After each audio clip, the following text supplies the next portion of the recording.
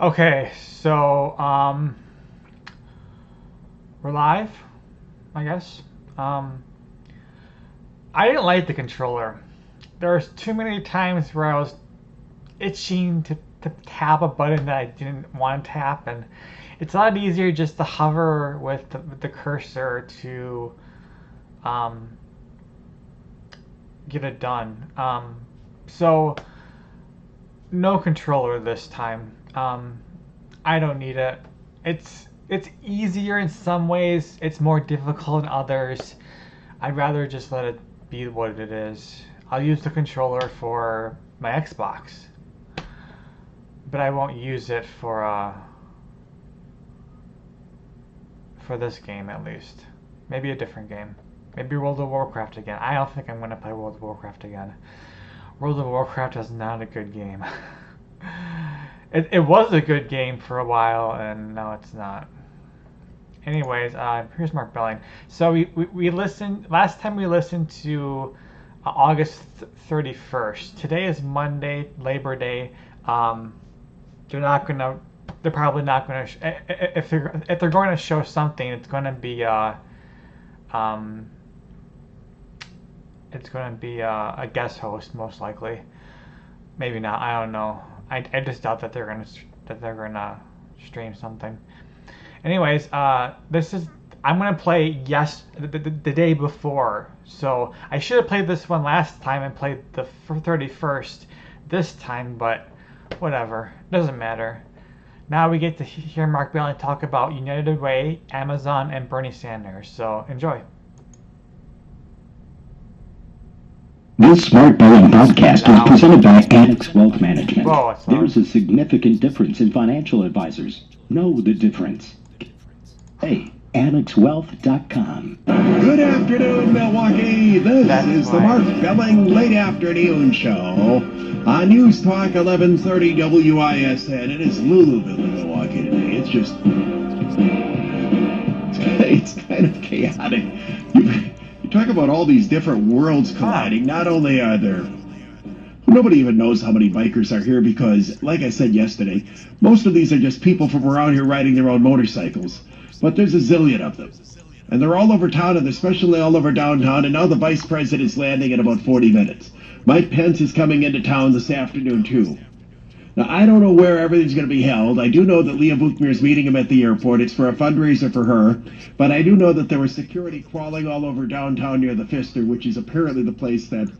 I mean, Trump, this is where they all just go, apparently, and this is where events are held.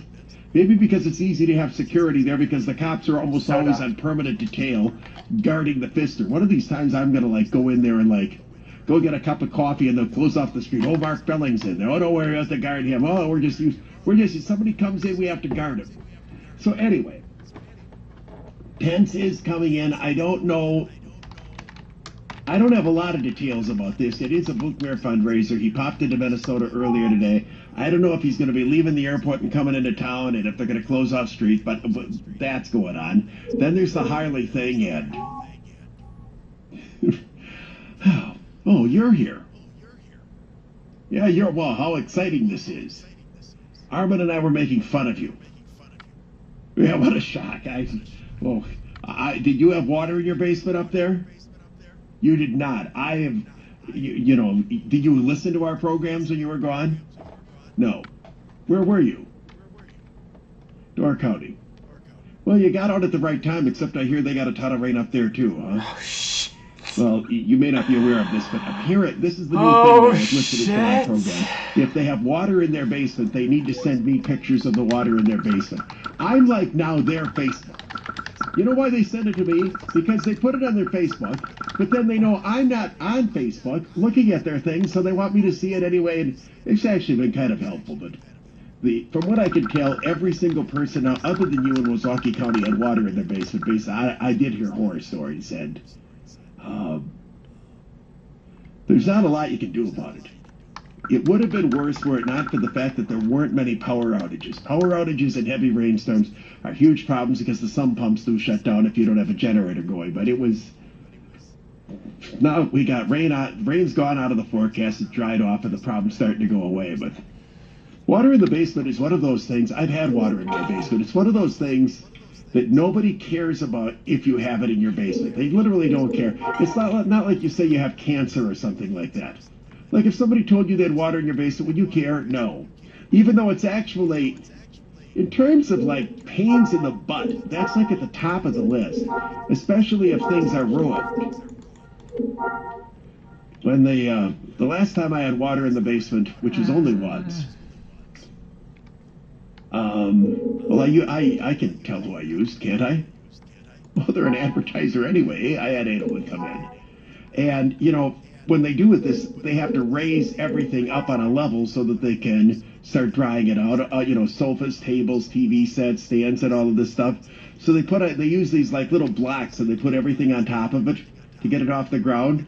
I made the decision. My stuff's still all on there. This is 10 years. This struck me as genius.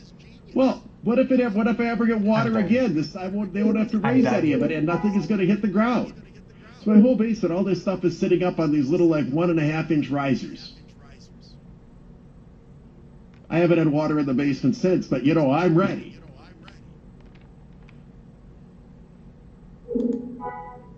Your parents live on the Milwaukee River in Grafton. Your parents live in Grafton?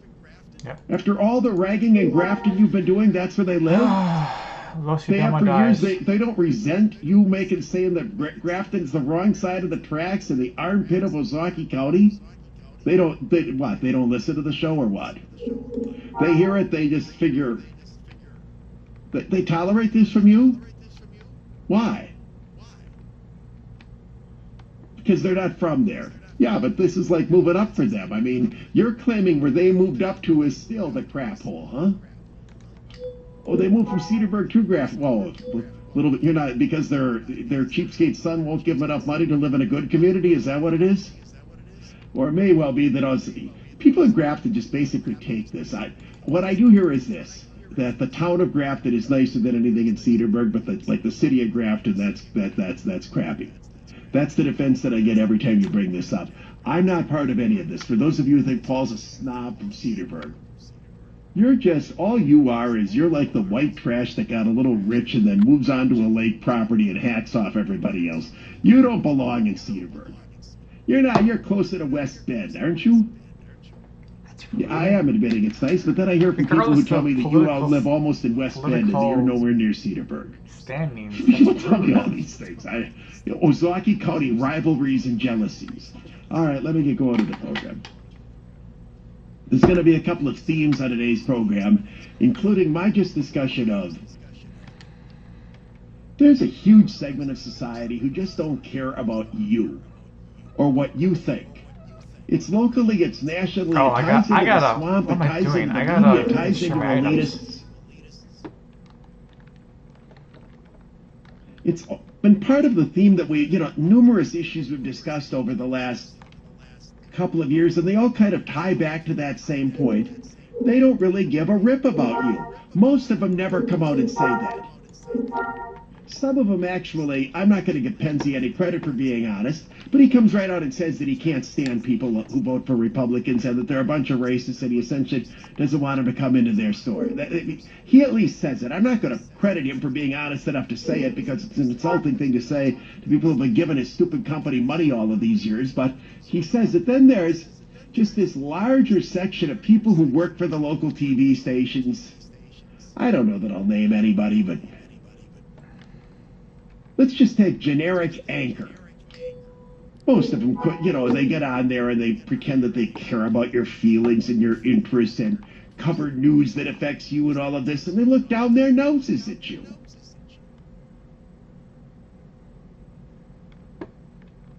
I'll tell you where I'm going with this.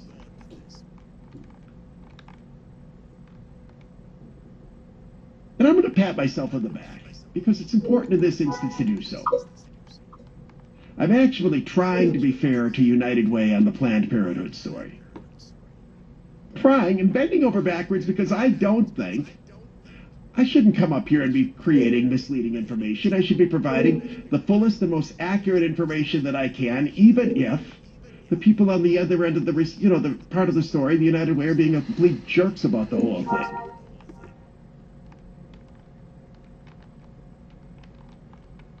let's suppose I'm going to do a story on the Brewers. And I called up the media relations people and they were complete jerks to me. I shouldn't come out and say that the Brewers suck this year as a result of that. That's not honest. The actual example that I have here with regard to the United Way is probably more pertinent and to the point.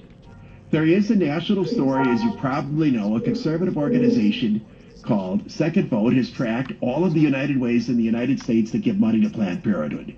This story has been an extremely confusing story for a lot of people for a lot of years because it is confusing.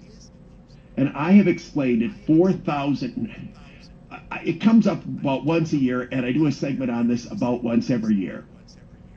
The fact of the matter is that the only United Way chapter in the state of Wisconsin that gives money to Planned Parenthood is Waukesha, Milwaukee.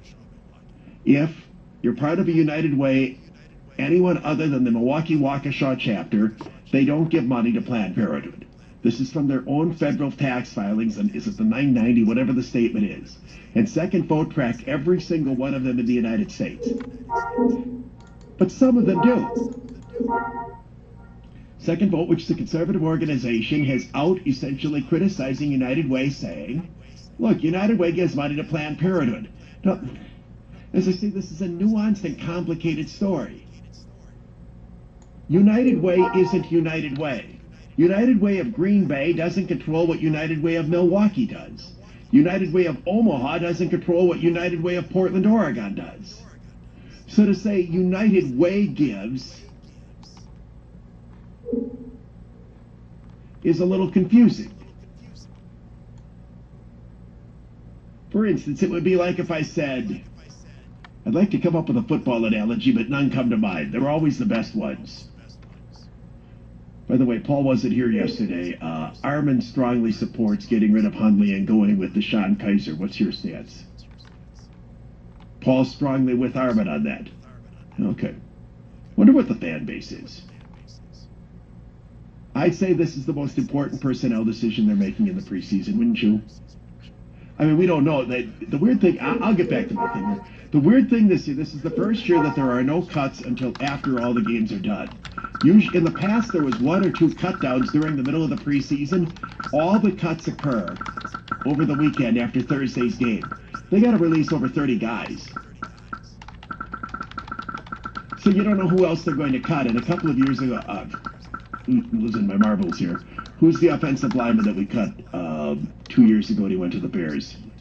Said that shocked everyone. There were no rumors of that. Nobody. So there might be something like that. I mean, there's been some speculation that a Packer wide receiver, a high-end one, might be released. Well, yeah, and if Paul mentions the Clay Matthews, that there's rumors that Clay Matthews could be released for salary cap purposes, and so on. So if that happens, it's a more important decision than the quarterback. But of the ones that we think that they would make, it would be the quarterback decision. Now, what do you think? Do you think most fans thought that it should be Hundley, or most fans thought it should be Kaiser? No. Which one to keep? I'm asking the question stupidly, aren't I? Most Packer fans want the backup to be Kaiser, or they want it to be Hundley. Kaiser. I lean that way myself, but I have this it's happened so many times. I have this fear that Russell Wilson's going to get benched in Seattle and Brett Hundley's going to lead him to a 10-6 season, and that all of the work that the Packer coaches did in turning him into a quarterback are going to go in. I mean, I do have that fear. On the other hand, you could say the same thing with Kaiser, that all of the work the Cleveland staff did last year, Cleveland putting him in for 15 games, Green Bay now as a backup who essentially is a starter in the National Football League. They both had bad years last year, but most quarterbacks have bad first years. Anyway, getting back to the United Way story. See how we worked through and worm and angle and zigzag and... Remember the old Johnny Carson thing, the tea time thing? Do you know what that is? Remember the tea times thing he did? The tea time movie? It was hilarious. He did this mostly when he was in New York. And then when he came out to California was the only time he would do it. Johnny Carson actually did a show from New York for years. Do you remember that part? And then he would come to this goes back to the 70s. He'd come to California, and that's when he'd get all the big-time guests. Eventually, he moved the show to California permanently for the last, 15, 18 years. But when he'd come to California, he'd do this thing, and it was based on, you still have something like this. There's TV stations used to have. They'd show an old movie and they'd have a guy come on and he'd be the host of the movie, and during every commercial break, there's still a couple of things like that with that scary movie guy and all of that. He'd come on and he'd do a bunch of commercials and so on. Well, it was a takeoff of somebody in California who did that. And the Johnny Carson character was Art Fern. You don't remember Art Fern, Tea Time movies? Oh, it's like, all right, I'll give you an assignment. Go watch these on YouTube tonight. They are just hilarious.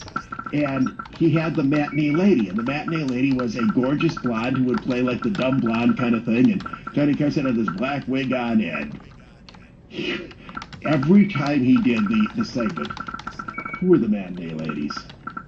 There was one that was really good. She's really good. She went out and she's still acting. She's like the best dumb blonde actress ever, because she was a dumb blonde who was actually really, really, really smart, but played a dumb blonde really well. Carol Wayne was the first one, but she died. It was the second one that was really, really good. Anyway, Johnny Carson would always do the same bit during the Tea Time movie, in which he'd talk about, say, some funeral parlor or something that you should go to, and he'd have a chart where the map would come out, and he'd drop the thing, and the map was just lines drawn all over the place. And then he'd flip the chart, and when he'd flip the chart, there'd be a fork in the middle of all of this. And you know what the fork was, don't you? What would the fork be on the map? Come right over here until you get to the fork in the road. That's how my show is. We zigzag and boom, boom, boom. Can't believe you don't remember the Tea Time movie on Johnny Carson. Did it a lot. You don't remember Carol Wayne? Oh.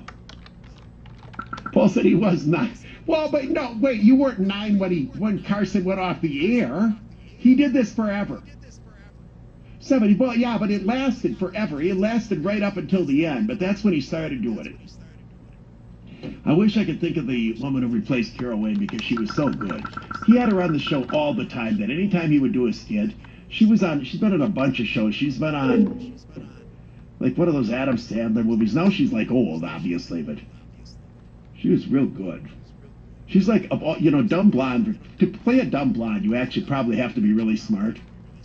Like, I would guess that, well, Lonnie Anderson didn't play a dumb blonde. She played a smart blonde, actually. But to play those kind of dumb blonde roles and make it credible, I think you have to be really, really smart to know how to make the dumb blonde thing look funny. Suzanne Summers, Paul, was, yeah, that is an example of it. I wish I could think. Now, I'm on the United Way people are hoping I never get back to my thing. Actually, from what I can tell, they couldn't care less what I say about it. Paul says, yeah, well, who was that? Look, find out who that is. Johnny Carson, matinee lady. It's not Carol Wayne, it's the other one. Her last name was like Tarvin. Here's where the audience drives me. What? Carol Merrill. Carol Merrill was on Let's Make a Deal with Monty Hall. Oh, my goodness. Who gave you that? Some dope in the audience? See, the audience, I should just say the wrong name, and then everybody will correct me when I actually flounder and need some help. Nowhere to be found. Somebody's got to know who it is. What? Yeah, it's something like that. Like Dandel. What? Teresa Dan. Yeah, that's it, Teresa Dansel. Who gave you that? A caller. Well, we should have thanked that caller, Teresa Dansel. She's like great. She's still, like I said, she's still around. She's got to be 60 years old now. She's succeeding. Carol Wayne died, and Carol Wayne, that's too bad. But Teresa Danzo was the one who came on after that, and she just was on Johnny Carson all the time. I just thought she was hilarious. She's still around. The other thing that she does, I bet she's been on our show. She's huge in voiceovers. She's I would say one of the top 10 voiceover people in the United States. Does cartoon characters, radio commercials, promotional announcements, and all that. We ought to get her. She's good. All right, that sidetrack now over. Back to the United Way. So as I said, there's this organization, Second Vote, that's compiling what happens with all of the United Ways across the United States. And the National United Way put out a statement today essentially saying, look, it's not fair to United Way to say United Way gives money to Planned Parenthood because United Ways are separate. And not all United Ways do it. Each United Way chapter makes its own financing decisions. There isn't a national United Way that says you got to give money to this, that, or the other thing. The National United Way is simply an association of all the local United Ways. That's all it is. And their statement indicated that only a small fraction of United Way chapters in the United States give money to Planned Parenthood. In fact, it's 3%. Well, this makes the story, as I say, somewhat complicated. For example, if you're listening to me and you're in Madison, believe it or not, the United Way in Madison does not give money to Planned Parenthood, but the United Way in Waukesha and Milwaukee does. That's weird, but that's the reality. So the national organization said, look, it's a small fraction of United Way chapters that do it, so people should not create the impression that across the country, if they oppose abortion, they should stop giving to United Way, because chances are in their own community, the United Way isn't giving any money to Planned Parenthood. It gets further complicated in Milwaukee and Waukesha. And I would like to offer the input from the people who run Planned Parenthood in Milwaukee, but the merry little young bureaucracy over there doesn't want to cooperate with me on this story. And this is where it's getting to this point about there's just a whole lot of people that couldn't care less what any of you think. And when I say any of you, I mean people who listen to me. And that would be that broad category. People who listen to me, people who vote for Trump, people who hunt, people who do all these things that this other segment of society, which we don't have a great name for, the best one is the elitists, that they don't do. And they just look down their noses, and it's gotten to the point where the condescension is just kind of nauseating. And people, as I say, they know it. They are fed up. This is a huge point. We keep talking about all the reasons that Trump won. This is at the core of it. Half this country, and it's half, think that they have been crapped all over on by the other half. That the other half of the country couldn't care less about this half. It's the stuff they put on television, the stuff they say that you can't do this, you're not allowed to say that, you can't do this, we don't care about that, let's work on doing this for you, but not this for this person over here. Let's dump fortunes into central cities, but do nothing about small town America. In central cities themselves, let's give all the monies to the teachers and don't care about the kids. On and on and on. You can just, you know where I'm coming from on this. And here's what happens. They literally couldn't care less that you, oh, okay, fine. So Belling's audience is going to find out we give money to Planned Parenthood here in the United Way of Milwaukee. Well, so what? They're a bunch of goofs. But then, I bring it up on the air. And a bunch of people contact them, and they are shocked that there's like more than 4 listeners on this show. And then they go crazy, and they call up my general manager, and they try to get me to back off, and they're all appalled. In other words, they're all appalled after it shows up on the air, but they can't get off their sorry elitist butts before the program, when I'm, by the way, trying to be fair to them. And you will hear, I think, as I give you this content, that I am being extremely fair and accurate in describing what the actual situation is, because the money that goes from United Way of Milwaukee Waukesha to Planned Parenthood is a little convoluted and requires explanation, and I will fairly explain it. Here's the explanation. And I've explained it a million times in the past, that I understand that a lot of people, like Paul, you just don't remember it. You don't remember. And I get hacked off when people don't remember things that I say on the air, but I know how that works because people tell me a million things that I forget too. If it's not that important to you, it goes in one ear and out the other. But you get frustrated when people inaccurately state what the information is after I've explained it so many times. United Way in Waukesha, Milwaukee does not give program funds to Planned Parenthood, but they do give money to Planned Parenthood. That's complicated. Here's how it works. If you give money to United Way and you don't designate where it's to go, Planned Parenthood doesn't get any of your money. You can, however, give money to United Way and write on the form, I want my money to go to Planned Parenthood, and they'll send it over there. You follow me on this? Designated donor contributions is the way that it works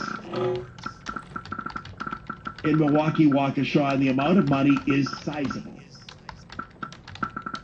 It's been better than $100,000 for most of the last several years that go through the Planned Parenthood apparatus, through the United Way apparatus in Milwaukee, Waukesha, to Planned Parenthood. The only United Way in the entire state of Wisconsin that does this is Milwaukee Waukesha, and Milwaukee Waukesha is the same United Way. They were merged some time ago. Now, I happen to think that this is deplorable. I don't give money to United Way in Milwaukee and have not for a long, long time. I have never on this program said, I don't think you should give money to United Way. It's up to you. If it was a more brazen act, I would say don't give money to them. But since they don't give them program funds, I'm not going to say that you shouldn't give if you feel like supporting all the other groups that are in there. And there's a lot of really good groups that get money from United Way. I just don't want to walk down that same sewer that's sending money over to the butcher shops that Planned Parenthood run to go and murder people. But I grant you that most of the money that they give goes to good sources, and I also grant you that no United Way direct program money goes to Planned Parenthood. The only money that goes there are people who choose to use United Way to give the money to Planned Parenthood. Now here's why this has been, I just think, so stupid on the part of the people who run the local Planned Parenthood board. Planned Parenthood doesn't need United Way to have people give them money. Since they're not getting any money from program funds, they're just getting money that's funneled through the United Way apparatus. The same people could just write the check out directly to Planned Parenthood. Rather than say, okay, United Way, take this money that you're taking out of my paycheck and send it over to Planned Parenthood, you can just send the money to Planned Parenthood yourself. I don't think Planned Parenthood's getting any extra money off of this. But the local United Way in the process damages its reputation by getting in bed with an organization that many of us believe is immoral. I believe Planned Parenthood is immoral because I happen to believe that abortion is the taking of a human life. Now, again, not everybody agrees with me on that. But the reason why most United Ways in the United States don't deal with this is because they recognize that Planned Parenthood is a controversial charity. And that many people are morally opposed to what they do. And they also realize it would result in many people not wanting to donate to them if they thought their money was going to Planned Parenthood. So again, for people, and I know I've explained this now 4 times, and it just doesn't sink into some people. If you give money to United Way, does it go to Planned Parenthood? No.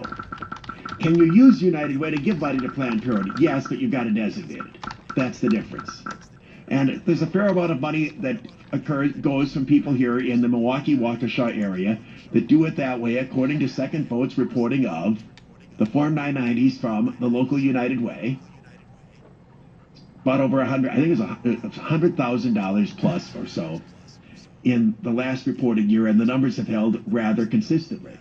Now, as I said, I was hoping to represent the point of view of United Way on this program and have them explain what I just said here, that it isn't their direct program funds, it's just individuals choosing to use the fundraising apparatus of United Way to make their own donation. I also was hoping to ask them why, after all these years, when almost every other United Way in the United States is known enough not to get in bed with those cretins over at Planned Parenthood, why do you keep doing it? And since they're not here to answer the question, I'm going to surmise. And again, it's not been for lack of trying. I wasted a good hour of my life today trying to reach somebody over there. I called Linda, who's the president. She's the number 2. Young, who's the CEO. She's the one at the top. We got the marketing person, and they're trying to transfer, and nobody wanted it. I know the attitude. They frankly don't care what people in my audience think about United Way. That's extraordinary. There's a lot of you, and many of you give to United Way. But this attitude, it's going on all over the place. It's like Marquette University. Do you think for a minute Michael Lovell at Marquette cares what my audience thinks about how he's crapping all over religious freedoms and individual expression at Marquette? Does anybody think he cares what any of you think? He cares that the people who go to the little key parties that he puts on tell him, and his hoity-toity people that go down to the MMAC and shake all the hands. That's what those people are interested in. A lot of things I've figured out in this world. And one of them is that one of the reasons that my show is wildly successful, which it is because I'm not trying to put on a program that's catering to that crowd.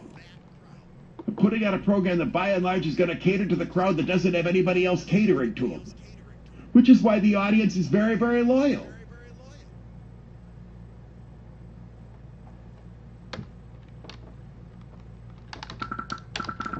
Let me bring up Ted Perry in connection to this. You're all happy about this. Why, you got a problem with Ted Perry? Well, what do you mean? Then why are you all happy I'm bringing up Ted Perry? You didn't say it. I can tell. You had a look. This goes back a number of years. Channel 6, this is years ago, did a really stupid story, and Ted Perry said a really stupid thing about it. And it was apparent to me that he couldn't care less what people who thought his statement was really stupid thought about his stupid statement. There was a guy, this is back in the early days of people having cameras on their phones, as opposed to now where the whole planet does it. He's a workman. He was working along the Milwaukee River. And he was doing something along the foundation of the wall on the river, and doing something with rocks, and he was throwing like a couple of pieces of rock into the river. You remember that story? And Channel 6, somebody took a video of this, and Channel 6 did it, and they treated it as a scandal, and the poor guy got... I'm not even listening, really. I'm focused on the game. I came on the air and I said, why in the world would anybody be bothered that the guy was throwing the cement from the side of the thing into the water? What do you think is at the bottom of the river as it is? Rock. You're throwing rock on top of rock. It isn't polluting the water. I remember Ted Perry said, well, do you think people should just be able to throw rocks into the water? My answer is, yes! What harm does it do? What do you think is down there? Do you think the water goes all the way to China, Ted?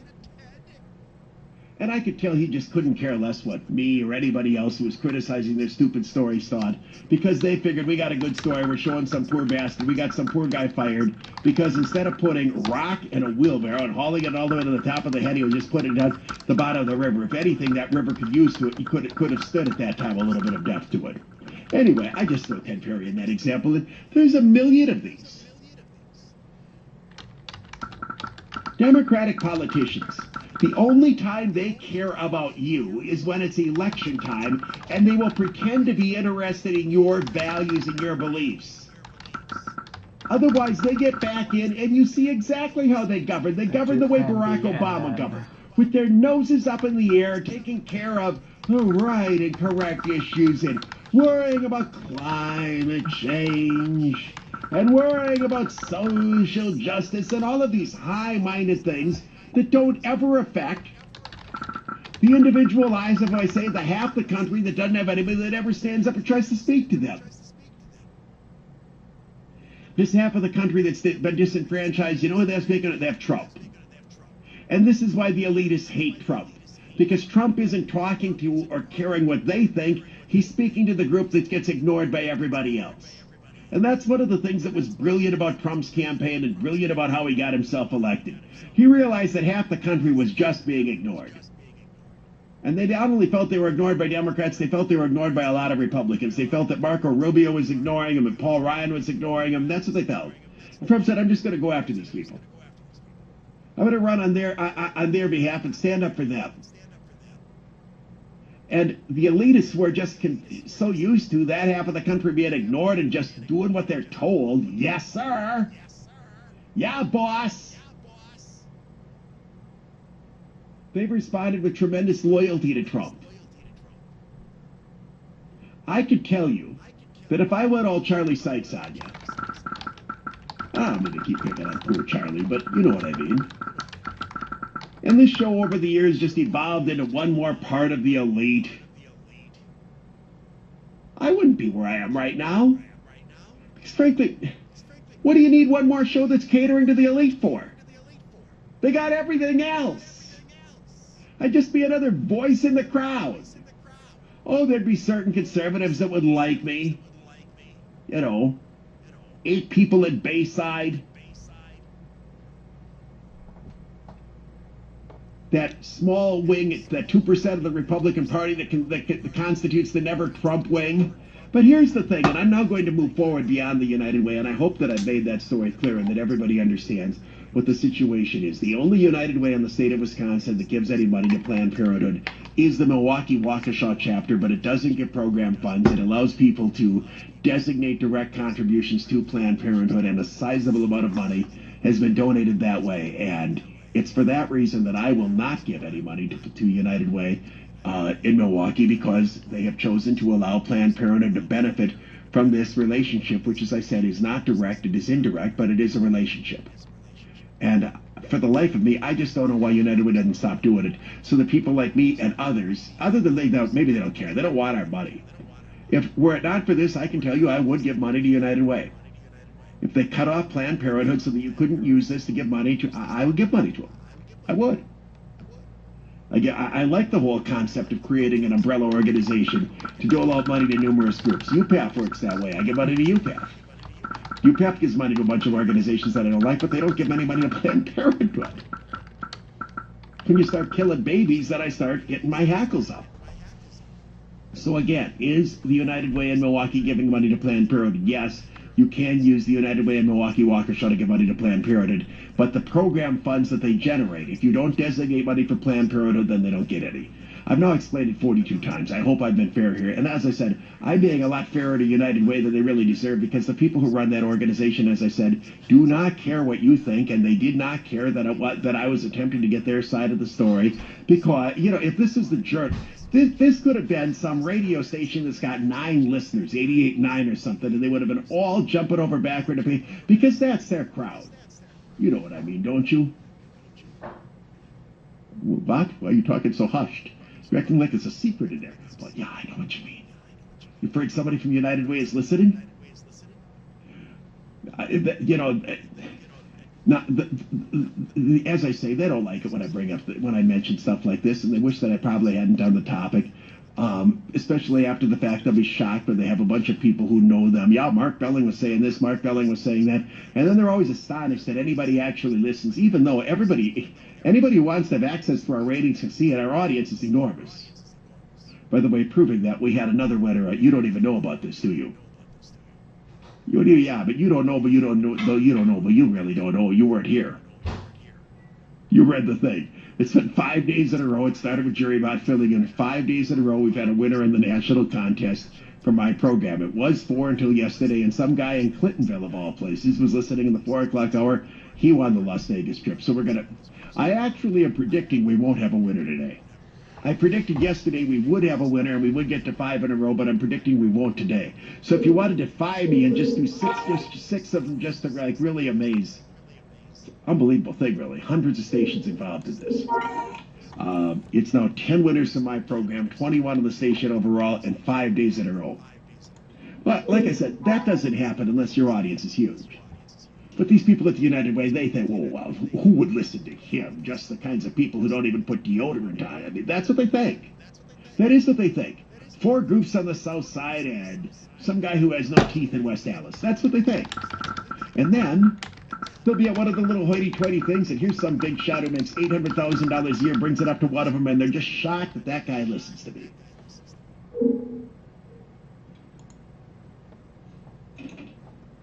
But I'm not going to go out here and inaccurately rip them. I'm going to accurately comment on it, just because they're a bunch of elitist people who couldn't care less what any of you think until they find out that there's way more of you than they had previously.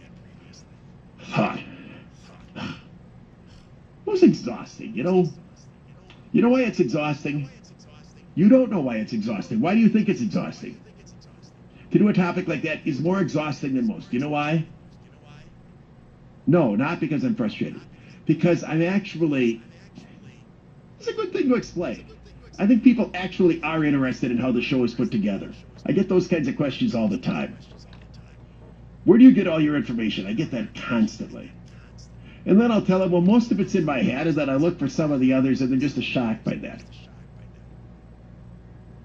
I'm doing the program live, and that means your brain is just a split fractional second ahead of your mouth.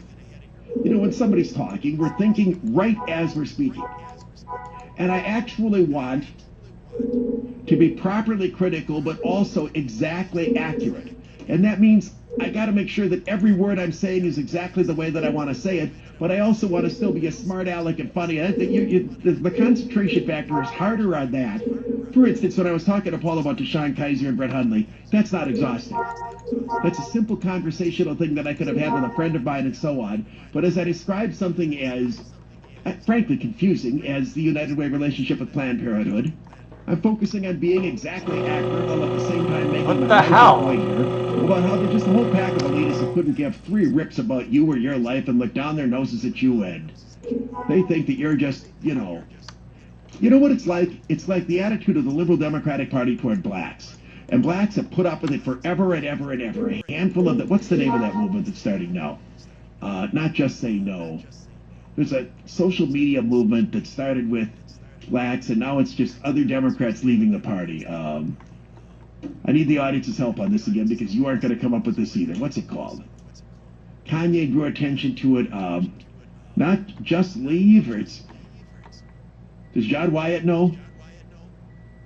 He doesn't know? Just get up and leave. What's it? There's something like that. Come on, somebody help us out. What is it called? You have it, you think? Walk away. That's it. Who gave you that, John Wyatt? A caller. I didn't see the thing. That's it. The hashtag walk away. The audience has helped us out twice. That's great stuff. A lot of extra. I always complain about them helping us and we don't need the help. Today we needed the help twice, and twice we got it. That attitude of elitism, that is how liberal Democrats, and for that matter, even some powerful black Democrats, have treated the regular old man and woman on the street African American.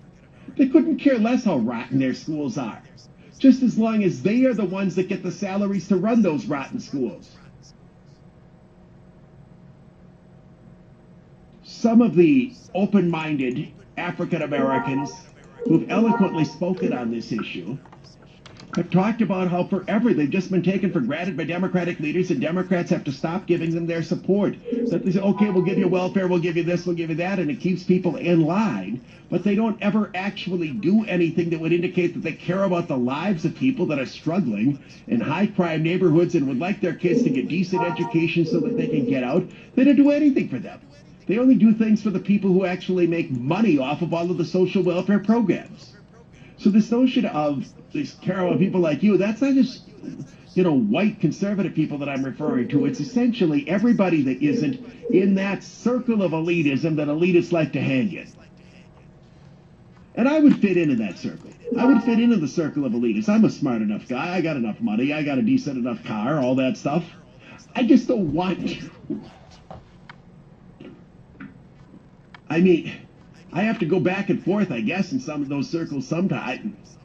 Do you understand how nauseating it would be for me to have to go to some party in Fox Point and listen to them yap about Trump and the boors that, vote for him, and then, make their condescending, snide remarks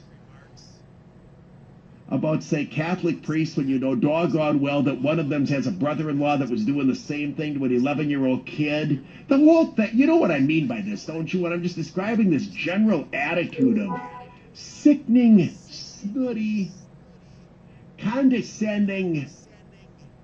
I know, we keep saying nose in the air because I said it 4 times, but that's what it is. And here's another problem. I know I'm on a roll on this. A lot of the conservative movements are hijacked by these things as well. I mean, there's almost no good conservative magazines left. The Weekly Standard has gone completely to hell. The elitist Bill Kristol's crowd, they've ruined it. The National Review is headed that way. It's half and half right now. Half of National Review sucks. It's trashing what Bill Buckley created. In Milwaukee, we used to have some media sites. There's this thing, Media Trackers, that guy Bader runs. Useless. He's another one of them. The guy is like conservative, but not really conservative. What's going on in there, Paul? Why is people pointing at me? He's not pointing at, he's pointing in my direction, but I wondered, was something going on that, what? Is there a sniper outside? What are you worried about in here? Oh, this light, somebody's going to finally fix it? It's not flickering today, though. Oh, but it still does. Yeah, it was flickering again yesterday. Where was I? Oh, yeah. So, I mean, there's this website, Media Trackers, that was reporting on news from the conservative side, and who ends up running it? This guy Bader, who hates Trump, but still calls himself a conservative. You know, Charlie Sykes' site, Right Wisconsin, he sells that. Who's running that now? James Wigderson, another guy who can't stand Trump and really doesn't like people like me. Then there's the guy who writes the column in the West Bend newspaper, old goat Turinas, who runs Serigraph. You know, another guy that says he sort of thinks he's conservative, but he looks down his nose at people like me. So even much of conservatism has been taken over by this crowd. They really can't stand half the country. It's a profound problem. I got a story that I'm going to deal with from Ripon College. It's going to prove Ripon College of all places. Another place that couldn't care less what any of you think. You know, some of you, probably somebody, my audience is so huge, I bet there's at least a couple of people in the audience that are paying like $60,000 a year in tuition to send their kid to Ripon College. They don't care what you think. They only care if you, like, stop sending them, giving them their money and all that. They don't care.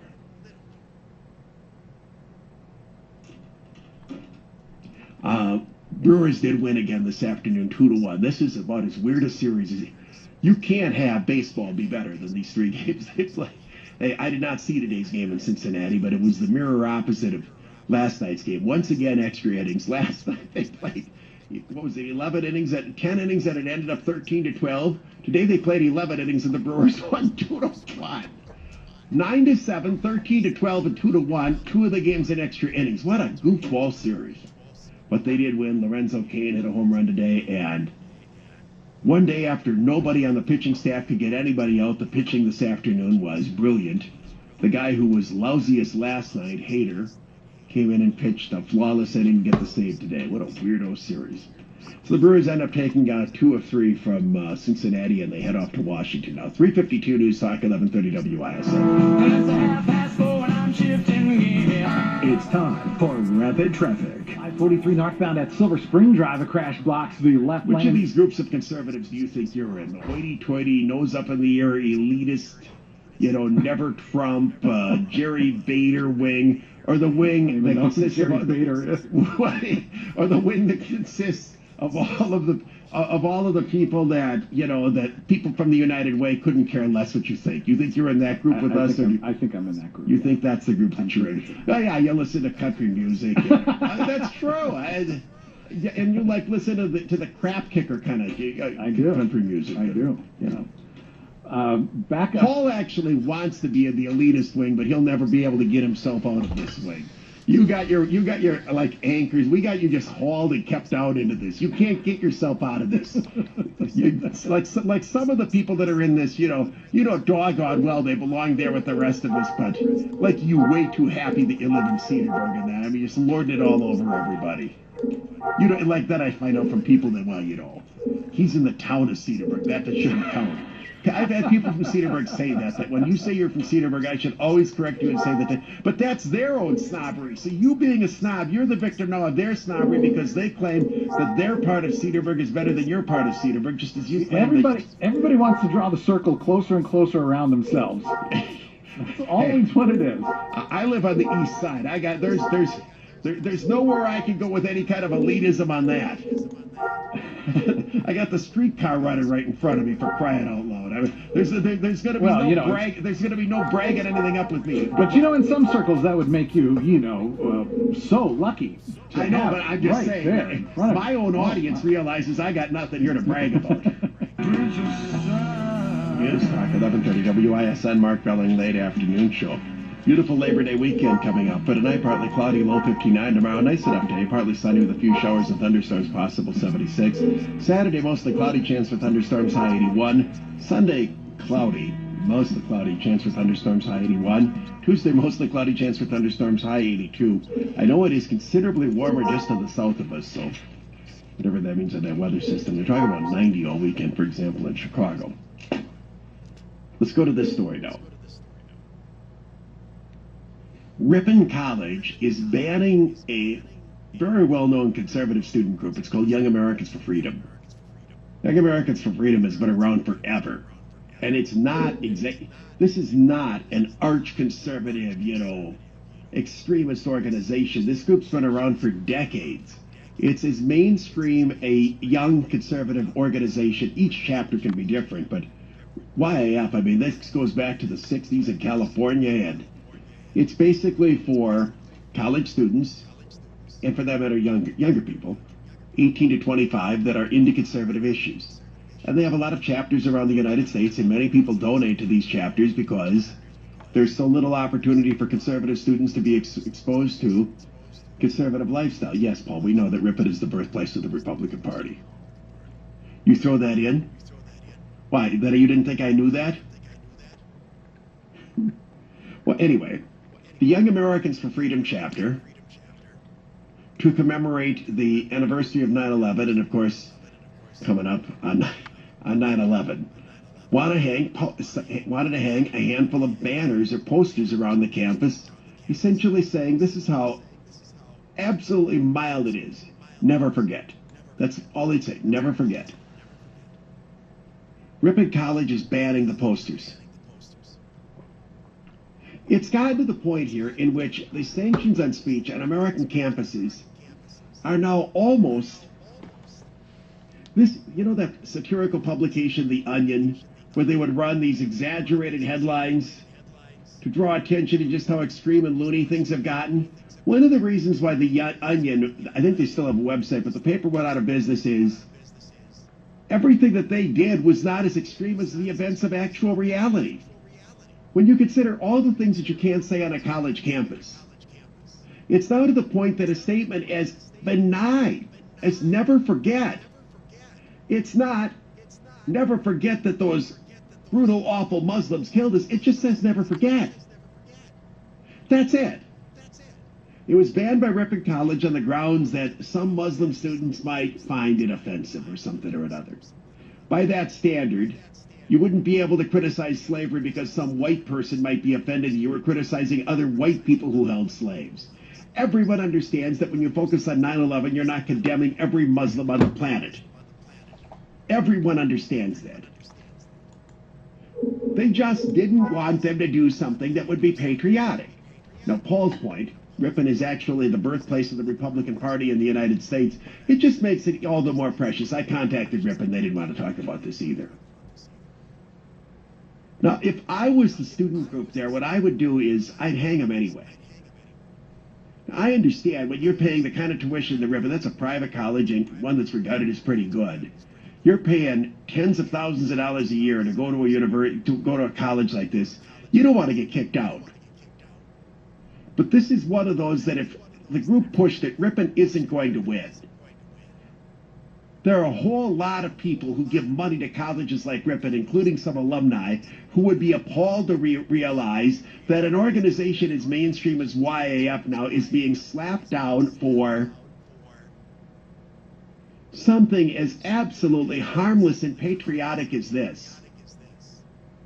What has happened is all of these universities have established these committees on diversity and this, that, and the other thing, avoid hateful speech and so on. And those committees, they're full of themselves. And these university administrators, they're full of themselves. They love the notion that they now, really for the first time, since we're a country that has been premised on the notion of free speech and free expression, and we used to believe that college campuses were the places where anything goes. I was fortunate enough to go to college at an era in which there's literally nothing that you couldn't say. That's the whole point. People would like dabble in extremist ideas just to debate things. Forced you to think. You were open to all sorts of ideas. People were reading both Solzhenitsyn on the one side and Karl Marx on the other. You'd argue it. You debate everything. It's how you become a more intelligent person. Now you have these stifling environments where university administrators like, say, Lovell at Marquette just put this boot down and try to enforce this extreme liberalism.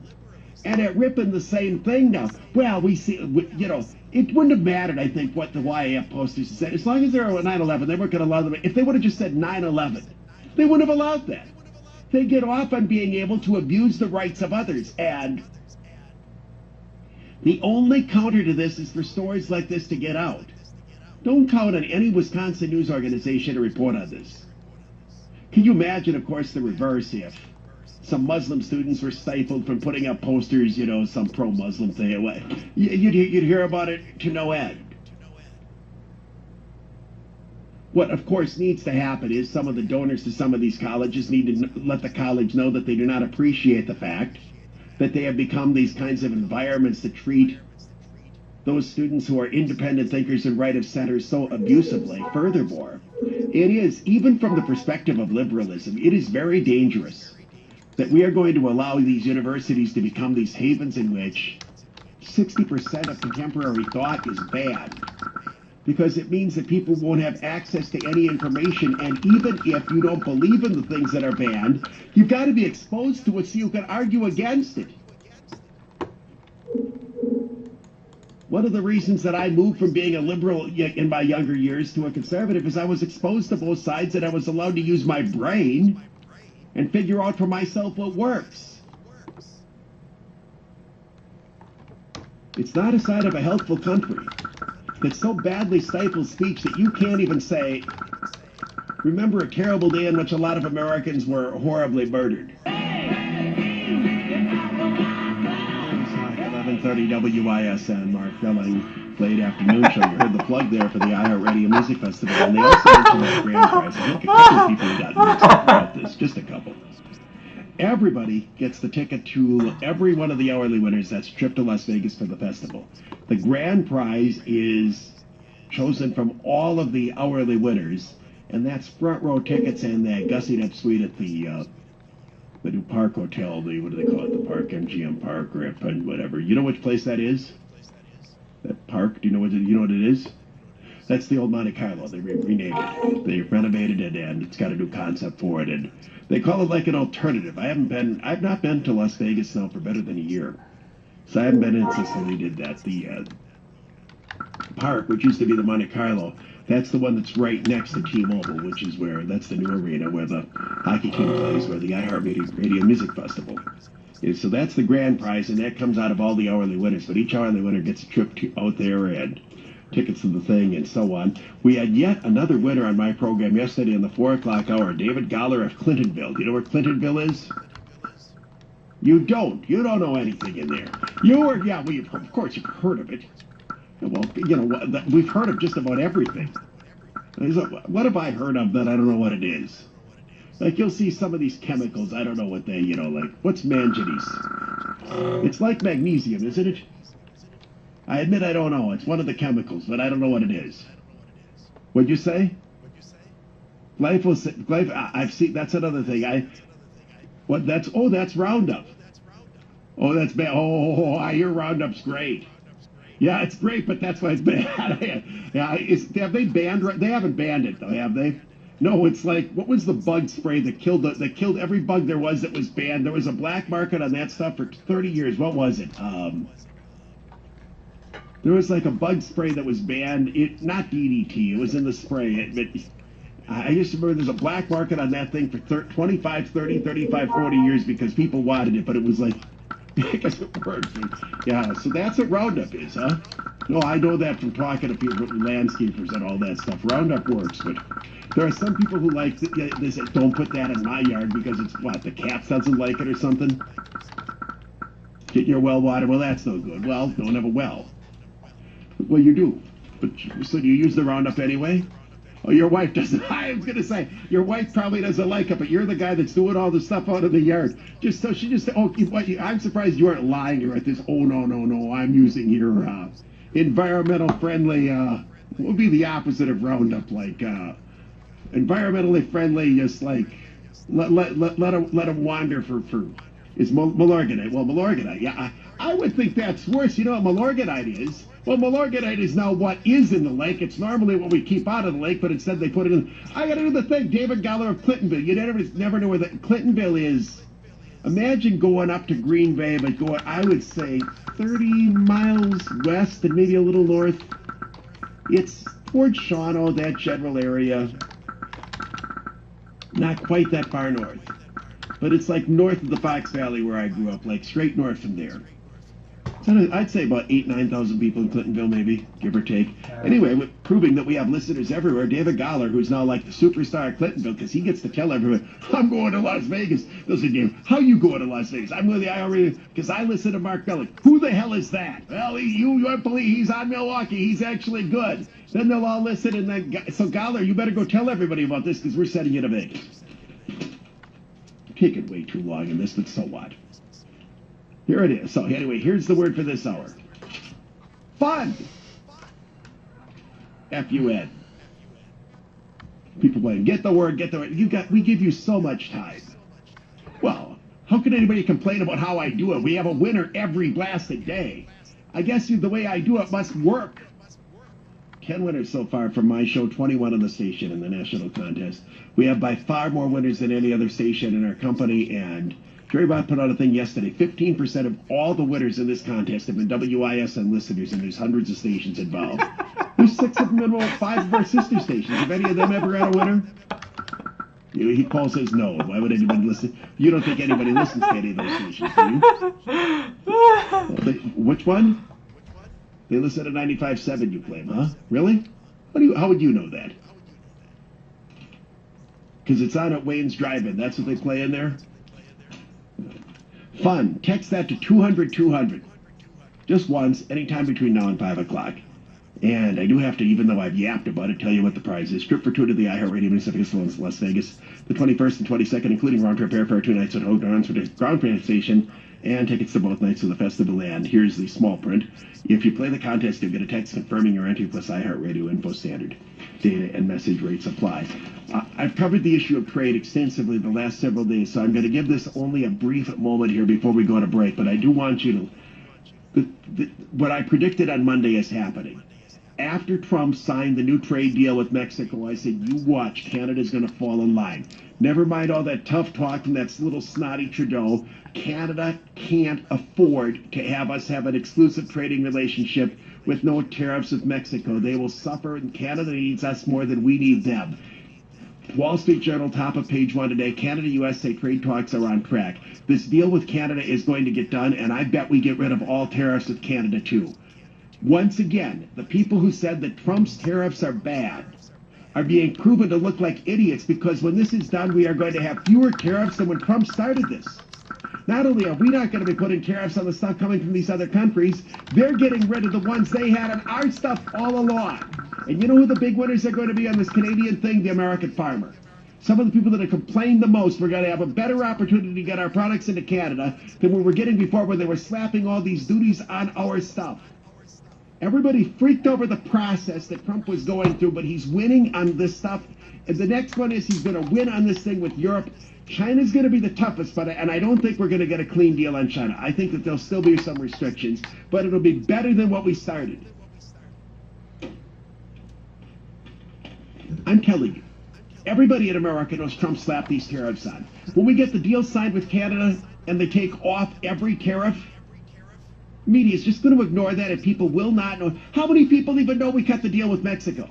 And the Mexican president, remember the guy that was ripping Trump like crazy?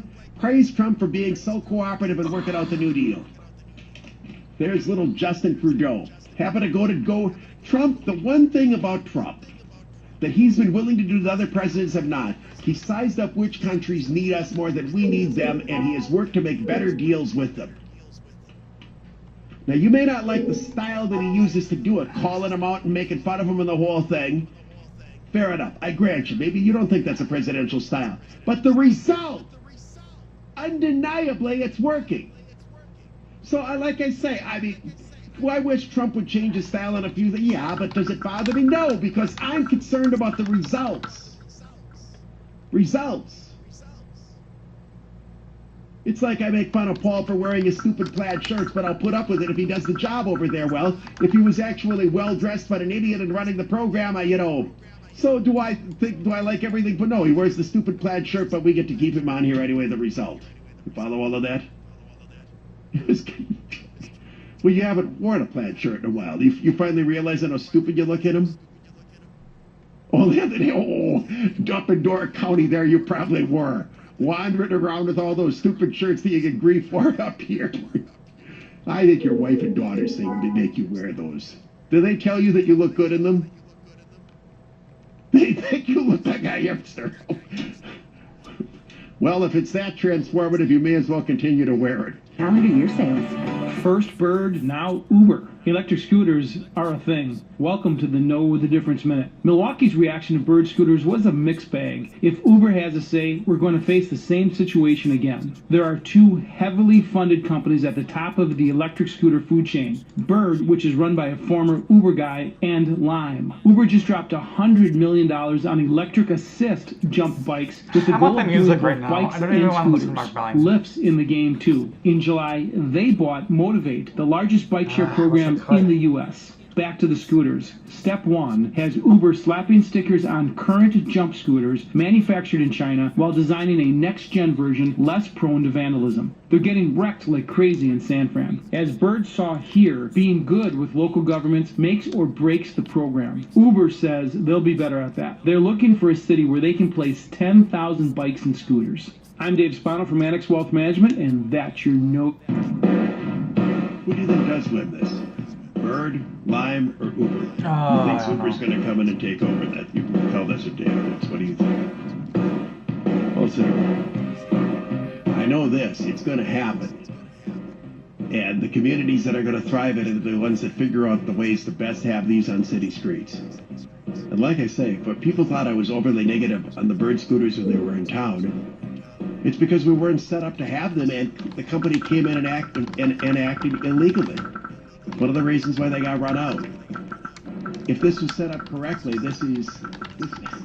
there's a generation of people who don't want to own things, who want to do stuff like this. If we didn't put in the streetcar, if we would have simply done nothing, waited for a technology revolution like this to come around and simply done little designation of strips along the sides of streets and so on to accommodate scooters, you'd end up serving way more people than the stupid streetcar ever would, and of course the scooters can then go anywhere. What he was mentioning about the vandalism, in some of the cities, these things are hated in liberal communities. It's not a liberal or conservative issue. It's in liberal communities where they mostly show up because that's the type of people who use them, are those people that hate them. In San Francisco, people just pick them up and trash them because they're so appalled. They're running around, and they have the same problem we have, narrow streets, and they also have tracks on a lot of the streets because of their goofy little cable cars out there. All right, let's get rolling here. College football starts in semi-earnest tonight. There were actually a couple of games last weekend. The Big Ten has a conference game tonight, and it affects the Wisconsin Badgers. I would say the two best... take it back. Who are the two best teams behind the Badgers in the Big Ten's western side? I think some people would put Iowa in there. I think Northwestern and Purdue are second and third. I would say Iowa fourth, and Nebraska's going to be down this year. Nebraska's all excited about their new coach, Frost, because he came from Central Florida where he's unbeaten. It's not going to work. He's going to flop in Nebraska, and he's certainly going to flop in the first year. Nebraska just keep changing. They fire coaches every 3 years in Nebraska. You can't. Those fans all think they should be winning national championships. And when it doesn't happen right away, they run the coach out. And they keep changing systems. And when you change systems, you get transfers. And they've got to be willing to stick with a program for a few years and let it take hold. Anyway, Northwestern plays Purdue tonight. That's a conference game. And as I said, I think they're probably the second and third best teams in the Badgers' half of the Big Ten. You know, I keep making fun of the NFL needing all these preseason games. Well, you know, the NFL doesn't because no starters play in the preseason games anyway. They're just being used to who's going to be cut and who isn't going to be cut. College football, Northwestern and Purdue, they're starting with a conference game. Packers play their final preseason game tonight. Try to find 3 people in the state who care about this game. I mean, for the people who care about who's going to make the team or not, it's make or break for a lot of guys because, as mentioning earlier, this is the first year that they have this new system where all of the cuts occur at the same time. Used to be there'd be like 2 or 3 cut-down dates during the preseason. This year, everybody gets cut after the final preseason game, so there's 30 to 35 guys that could be let loose. And also, there are many people who believe that Gutekunst is going to make a couple of moves, either waiver wire or trade, at the end of this when teams decide, okay, we don't want to keep you anymore. The Packers may want to have first dibs and grab a guy like that. So, interesting stuff going on with regard to their personnel. I would think that the Packers' greatest, what do you think their greatest need is? The inside linebackers, Paul says, I think by far their biggest need is the offensive line has no depth. They don't have a backup that can play football. Not a single one of them. Not Spriggs, none of them. Not Murphy, none of them. I don't think any of their backups are any good at all. I would not be surprised to see the Packers pick up 2 offensive linemen cut by somebody else. Now that means somebody that wasn't good enough to make some other team, but likewise, I think the Packers are going to end up releasing a couple of guys. I think they'll release a couple of wide receivers that will be picked up, and who else? I think Jamon Moore is going to make the team. Problem that they have is Trevor Davis occupies a roster spot because they need him to be a returner, but he can't play wide receiver to save his life. Camaro of Whitewater, I'd say 50-50 he makes it. What do you think? Better you think he makes it or not? Say, well, you got it. There's a lot. You know, they got that St. Elbius Santasculus the Equatimus Centulius. Remember, they drafted 3 receivers. Jamon Moore was the highest drafted, the 4th round pick, and he was having the worst camp, but he had a good game last week. So if you care about who makes the team for all these backup things, other than that, there's no reason to watch the Packer game at all. Everybody continues to buzz about the Aaron Rodgers contract. We covered this at length on yesterday's program, so I'm only going to talk about it briefly here. In the NFL, where contracts are not guaranteed, the thing that determines the value of a contract is how much of the money is guaranteed. And Rodgers got a lot of it guaranteed and much of it up front. Every league that has a salary cap, including football, the salary caps are just so stupid. You can apportion the signing bonus money over multiple years. Rodgers will get $67 million new dollars this year. That's checks for $67 million in cash before the end of the year. But they'll apportion that out over the salary cap over multiple years. As I read the stories, the Packers' salary cap hit is going to be $9.5 million a year for Rodgers for the next 5 years. They were $11 million under, meaning they're now essentially at the cap. Well, I know how they can get back and get room back under the cap, and you were mentioning it earlier. Guy with long hair who looks like Fabio could be cut. I don't think they'll do it because they don't. Their linebacking is so weak, and Nick Perry is as injury-prone as Clay is. Paul said he thought around. I've been saying that to friends for some time. They all think I'm crazy. If they want to go with a lot of young wide receivers, Randall Cobb's on the button. Although the other thing though is, Gutekunst is not a Ted Thompson guy, and he's demonstrated this again and again and again. He's going to take guys that he can use now and say screw 2 years from now. So that would be a reason to keep Cobb and be willing to bite the bullet and let a couple of receivers go. And as I keep reminding people, you can't put guys on the practice squad without cutting them. Mentioned that on yesterday's program. People they just think you can put guys on the practice squad. Why do people think that? Why don't they understand you have to cut a guy to put him on the practice squad? And when you cut him, that means somebody else can sign him. I do predict that Tim Boyle will make the team.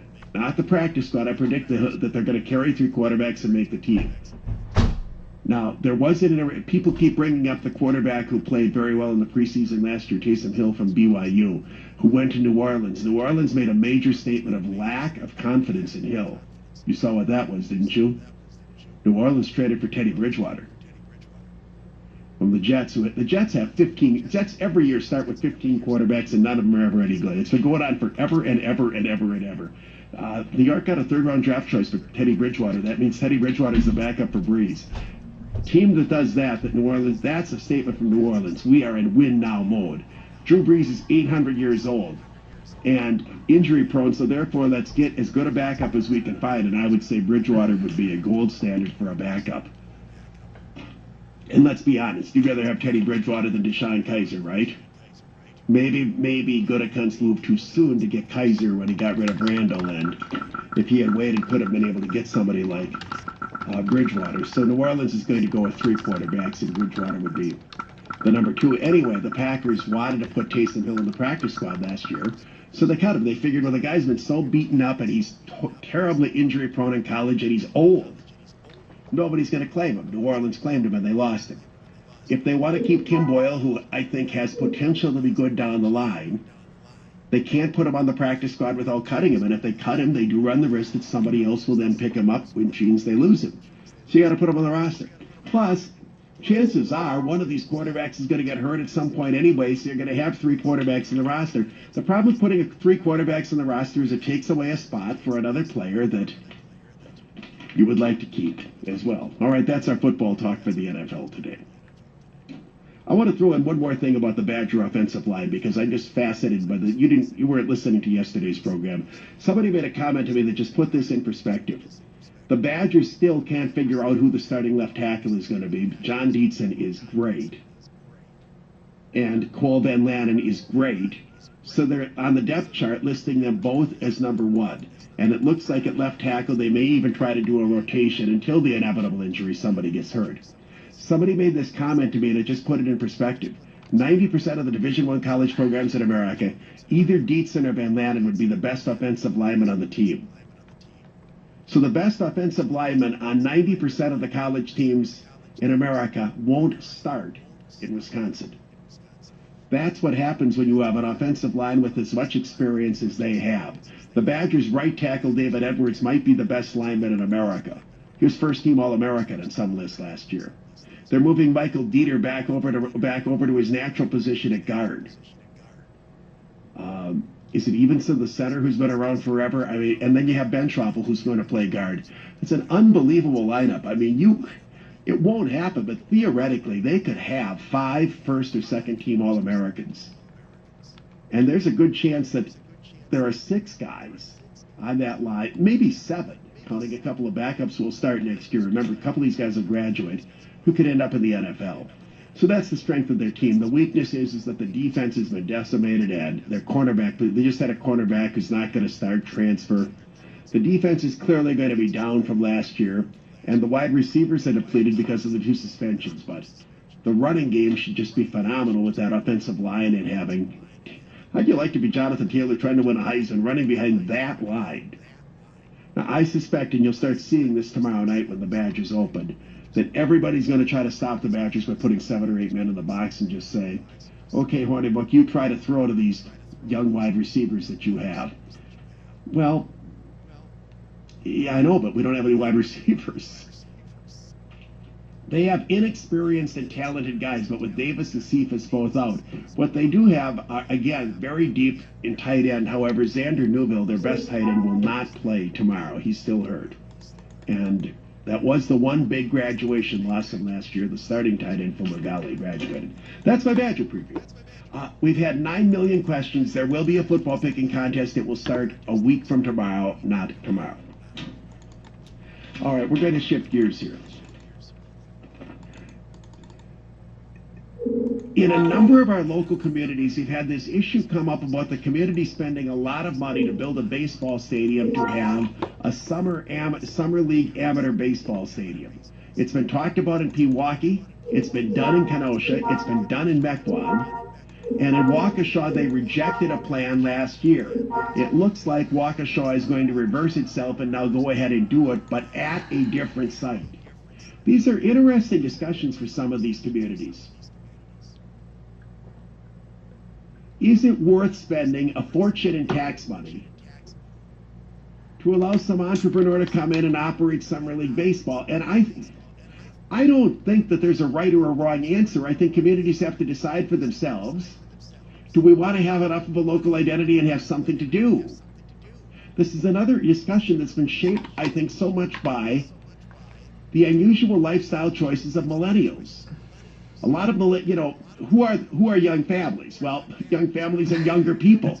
The millennials have waited so long to have children, and so many of them are not living in suburbs, that you don't have in some of these communities a large base of rugrats, kids running around.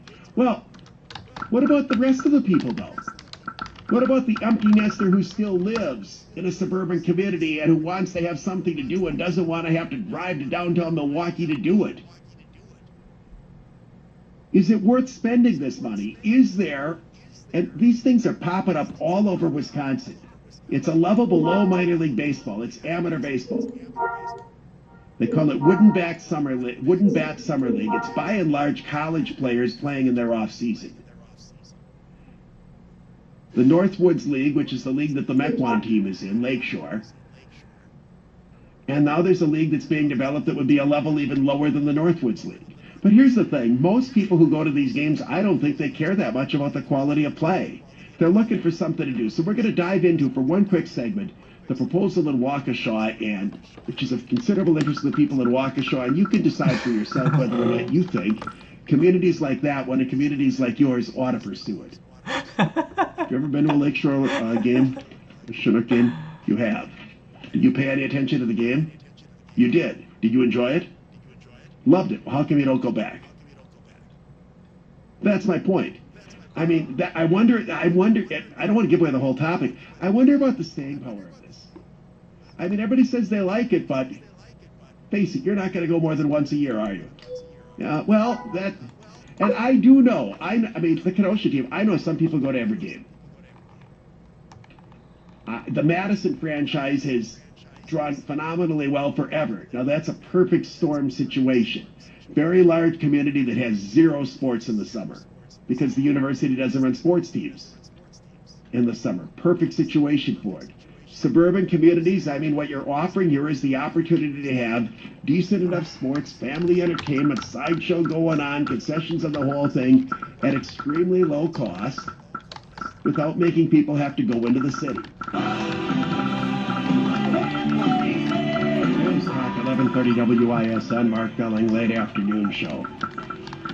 Last night's Brewer game was about it was just a war. Yeah, I watched that whole thing. There was no point that I didn't think they were going to win.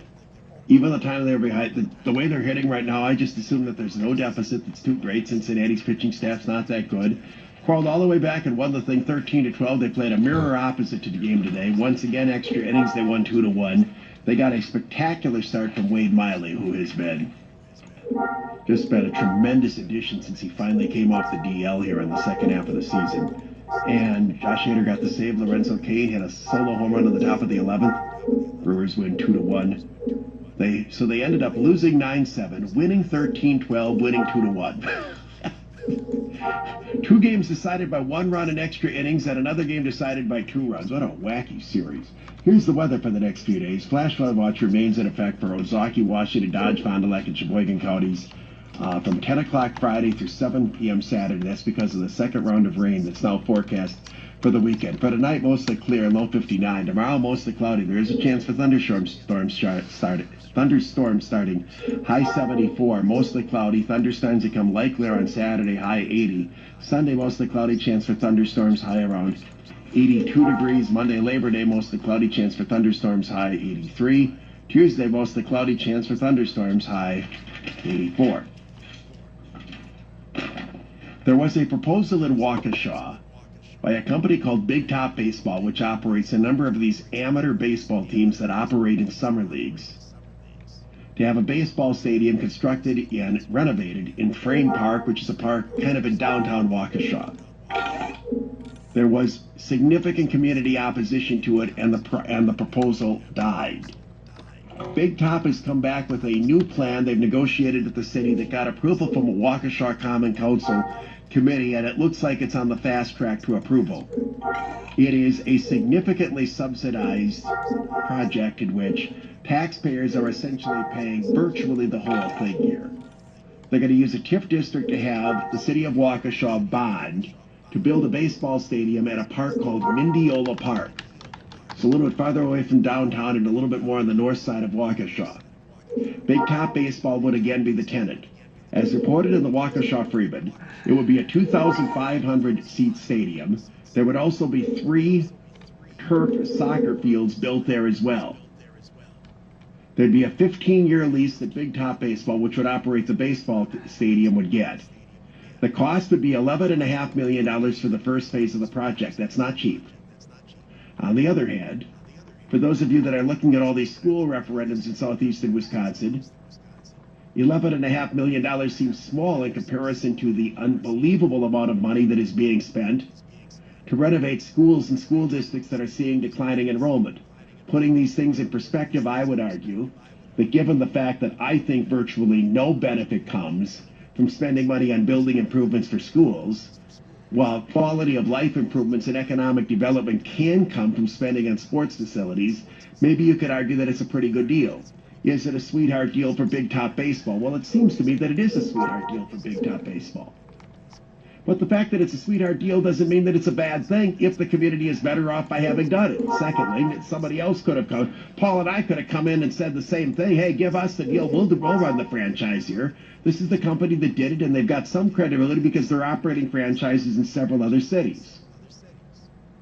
Big Top would come up with $500,000. Waukesha would come up with $11.5 million for the first phase. No. The story, and again from the Freeman, indicates that the Waukesha would then borrow $12 million to finance the project and would use a TIF district to pay off the majority of the money. What's a TIF district? TIF district is to take property taxes from a specific district and use them only for the purposes of paying off the thing that the TIF is funding. In other words, the money doesn't go to the schools, it doesn't go to the cops, it doesn't go to Waukesha County, it goes only for this purpose. The TIF district uses the proceeds that occur from the additional tax revenue that occurs in the area that benefits from having the new project that comes in place. Waukesha officials and the city administrator, Kevin Lehner, said that they wouldn't use the TIF dollars directly for the stadium, but they would use them for $10 million in other improvements necessary to, rip up the park, put in all of the other fields, and so on. He says the improvements include the cost to construct the turf soccer fields as well as money necessary to improve the landfill cap on which Mendiola Park sits. The baseball team would obviously not be the only user of this. The soccer fields would be used by youth soccer organizations. It's envisioned that both Waukesha North and South high schools would use some of the facilities, and perhaps Carroll University would use the baseball stadium as well.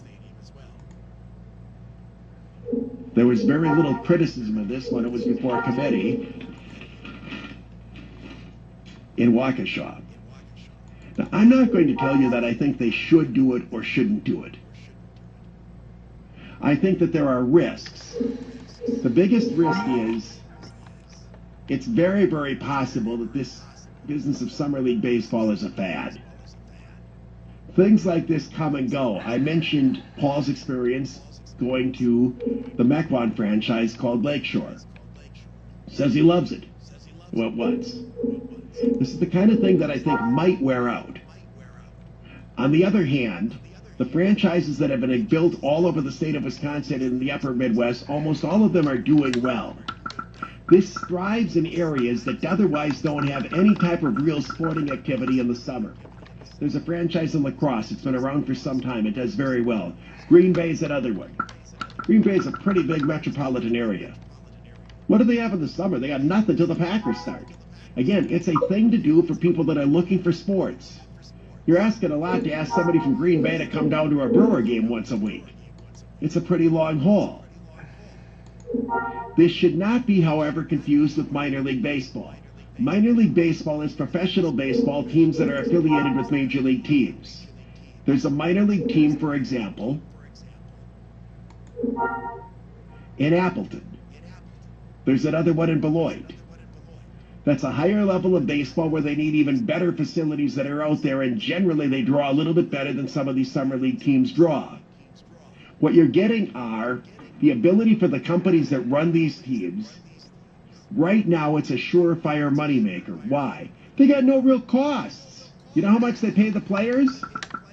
They can't pay them. They're amateurs. They're only able to give them small stipends for expenses. So you have no payroll costs with regard. How'd you like to be able to run a sports team and not have to pay your players? If you're a for-profit company, it's a great deal. They get sweetheart deals where they pay only a small portion who pay back some of the loan to the local community. The concession revenue and all of that, they keep most of it. And in the deal in Waukesha, they keep the naming rights as well. So the stadium would have naming rights sold. Now, how much you get for naming rights for a little stadium in Waukesha, I don't know. But the company that operates it gets to do it. The problem as I see it is this. If 3, 5, 7 years from now, Big Top Baseball goes under because there's 4 more of these franchises around here. There is a proposal to do something similar in Pewaukee, as an example. Maybe New Berlin gets the idea of doing something like this.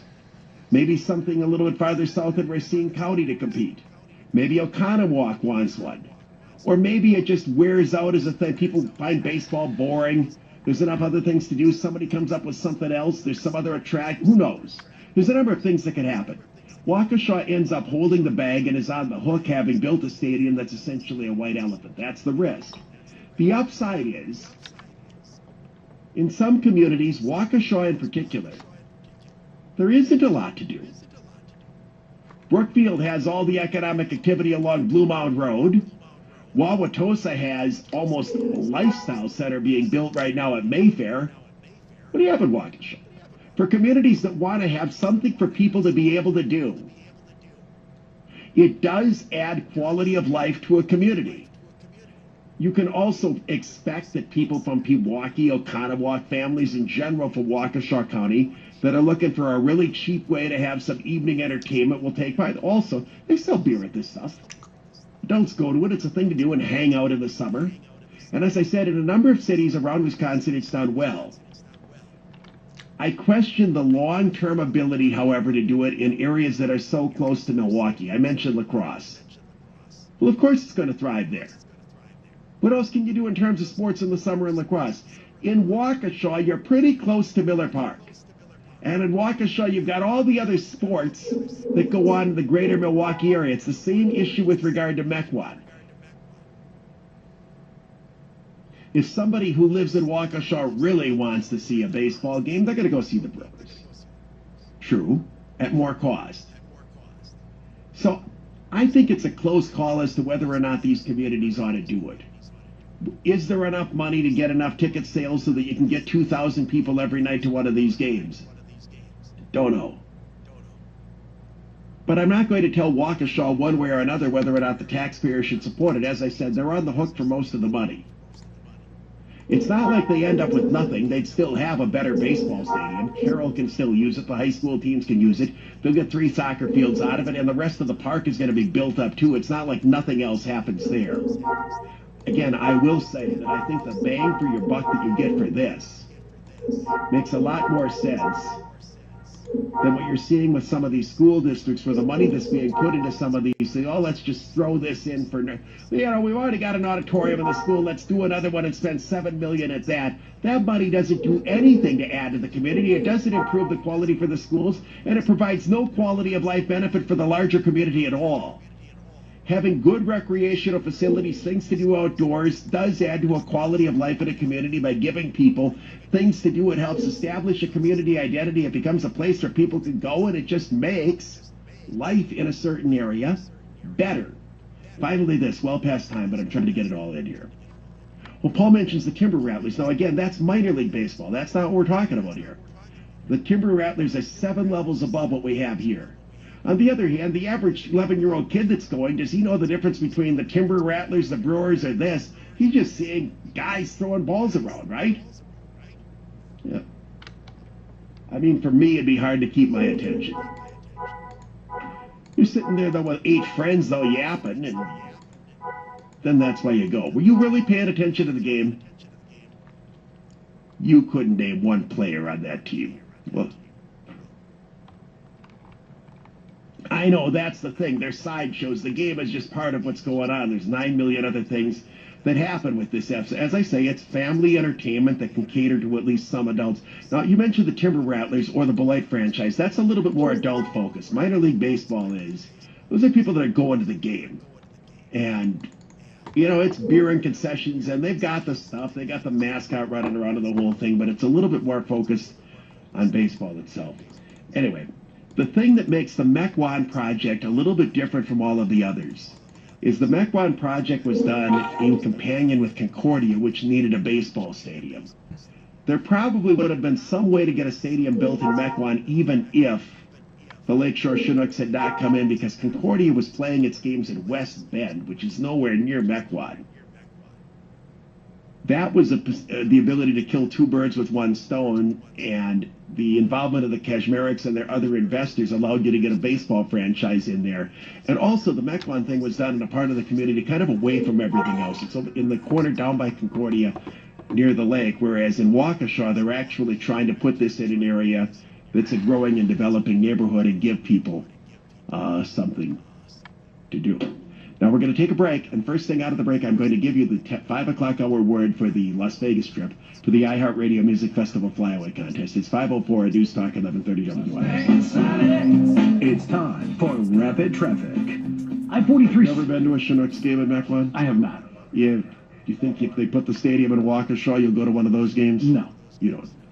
I'm probably somebody that would be in your category. Yeah. My notion is I got enough things to do. If I want to go to a game, I got Brewer tickets out the wazoo. I'll go do that. On the other hand, your son is grown. I don't have any kids.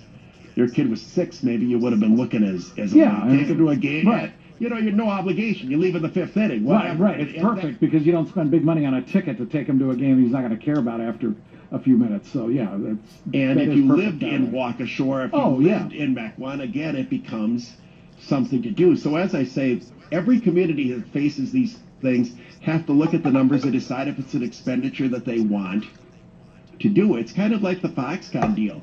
You do every single deal to bring an industry in. Some are good deals, some are bad deals. They have to be evaluated individually. And in this case, I think it's Waukesha's decision. And I'm not going to rip them if they do it, and I'm not going to rip them if they don't do it. Although, as I say, it does seem like it is top-heavy in terms of taxpayers footing almost the entire bill for it. Okay, the traffic. Conveniently enough, you heard the promo. Now you're going to get the word. The word is Vegas. Just Vegas. V-E-G-A-S. No loss in there, just Vegas. Vegas, that's the texted word in the iHeartRadio Music Festival Flyaway Contest. We had another winner on my program yesterday. Believe it or not, that's 5 days in a row. David Galler of Clintonville was the winner yesterday. There have been 21 winners all told on WISN radio since this contest started a few weeks ago. 10 of them on my program, including 5 in as many days. I predicted earlier we're not going to have a winner today.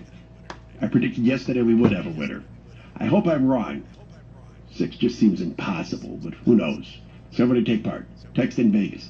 You have all the way to 6 o'clock to text that to 200-200. The prize, of course, is a trip to the iHeartRadio Music Festival in Las Vegas, September 21st and 22nd, which includes round-trip airfare, 2 nights hotel, ground transportation, and tickets to the festival. You heard the grand prize mentioned. Out of all the hourly winners, somebody's going to sit in the front row and stay in, what do they call that thing, the Nightingale Suite? Sounds like one of those high-end suites, and that's at the Park MGM, which used to be called the Monte Carlo. If you play the contest, you'll get a text confirming entry plus iHeartRadio info. Standard data and message rates apply. I did mention earlier the Brewers won this afternoon 2-1 over Cincinnati. I've made this comment several times. I think the Brewers are going to make the playoffs this year, and it's based, despite the fact that I don't think their pitching is good enough to make the playoffs. It's contradictory, but they keep winning games they shouldn't be winning, and they keep coming up with these kinds of wins that just make you think that it's their year. I mean, last night, what were they down 10-6 or whatever, and they just kept hitting home runs, and they kept coming back, and, you know, they scored a run in the top of the 11th inning last night, and they add an additional run, and lo and behold, they need it. Jeffress, who's been outstanding, goes and gives up a dinger in the bottom of the inning, but he had a 2-run pad rather than 1. So they win. Christian Yelich went 6 for 6, including the cycle. That's a Hall of Fame game. He had 3 singles, a double, a triple, and a home run. He not only hit for the cycle, he threw in 2 singles besides. He got on every time he was on base. His batting average up to like 319. They have a tremendous... The hitting on that team is just... It's right now, I would say they have the best lineup in all of Major League Baseball in terms of hitting. But, as we all know, hitting doesn't win pennants. And hitting doesn't even win wild cards. If it did, Cincinnati would be better than they are. You need to have pitching. Well, today nobody hit at all. And they got a spectacular outing from Miley, and unlike last night where no reliever could get anybody out, first time all year Josh Hader was just smoked. I'm actually full from the... The exact opposite occurred. Hot Pockets. Today the bullpen was brilliant, and Hader came left, in and actually got the save. A lot of guys had to play 2 games in a row I'm stuffed. with back-to-back extra I inning really games. don't want any Wade more. Miley pitched into 1 out I'm into the not 8th hungry. inning. He gave up only 1 run. Comes up in the 11th inning, Lorenzo Cain hits a home run. But right now, that top of the first 2 guys in the order, sometimes Yelich bats first, sometimes Cain bats first. You got one guy hitting 312 and another guy hitting 318. One of them has 10 home runs, the other has 26. I mean, Yelich went from 8 home runs to 26 in like 3 weeks. I think they now have 6 or 7 guys on the team that have at least 10 or 15 home runs a year, I would say. Moustakas is about, what's he? He's in the 20s, isn't he? Counting the Kansas City home runs. Scope has 20. Aguilar has what, 800? Is Aguilar up to 30 right now? Yelich is hitting him at a rate of about 2 a day. I mean, he's up to 26. Kane's at 10. Perez has hit a few. Kratz has hit a few. Who did I miss? Travis Shaw. I didn't even slipped my mind. Travis Shaw's at about 25, isn't he? Bronze in the double digits. The combination of catcher, if you add up the Pena and Kratz home runs, quite a few there. As I said, off the bench, Perez has hit a few. And then there's Thames, who isn't hitting at all, but he's at 15 home runs. So they're going to go as far, I take that back, they're not going to go as far as their hitting can carry them. If they get above average pitching, it should be good enough because the hitting is phenomenal. Now, they do have Zach Davies coming back. He's been lousy all year, but if they can get him back at a higher level than he was pitching before, that's, again, a tremendous addition. They're going to call somebody up from Colorado Springs after September 1st when the rosters expand. They might call up 4 guys and see who could be stuck into the rotation as a starter. Maybe Adrian Hauser, who pitched really well the last few weeks. Maybe Woodruff. Who knows? Soria got the win in the bullpen today. That's another guy who you really, really need to do well. Unfortunately, Alberts isn't getting anybody out. A couple of other relievers have really, really struggled. But if they can get decent enough pitching, they should go somewhere. They have won so many games this year. I mean, there was the game in which Broxton pulled one back that was going out over the wall in center field. Kane did the same thing. These 3 games in the Brewers should have been swept this week. They really should have been swept in Cincinnati, and as it was, they almost came back and won the first game. Last night was just bizarre how they pulled it off, and here they are again in extra innings today, one day after they scored 13 runs they can't score at all. And Kane goes and whacks, I think it might have been a 2-out home run in the 11th inning to win. And Hader could not get anybody out last night, comes in and pitches a perfect bottom of the 11th. So I have considerable optimism that they can get a wild card. I don't have much optimism that they can catch the Cubs, even though they play them so many of these games. The Cubs are another team that just I mentioned that thing where some teams just seem to have it where it looks like their year. When they called up Boat, and like one day after he came up and did a pinch hit walk-off grand slam home run in like his 3rd game. You know, he's had 2 walk-offs so far. Guy wasn't even on the roster, I think, on August 1st. The Cubs look to me like the class of not only the division, but the entire National League. But the wild card is the wild card, and it means you get an opportunity to be in there with everybody else.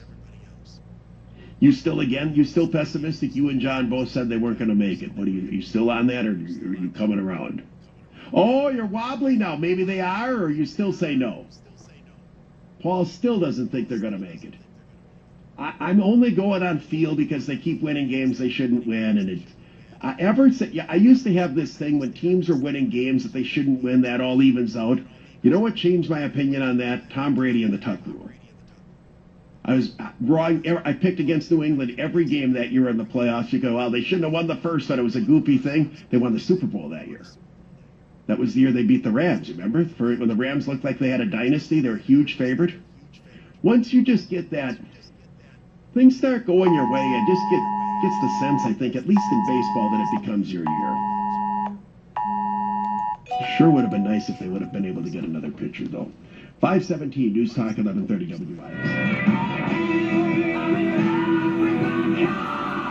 It's time for Rapid Traffic. Now, you still think they're not going to make it, or you're still a spoil sport like Paul, or you going to flip-flop? I'm willing to be wrong, but yeah, I'm waiting for. I will say on September 12th, that's when I will know for sure.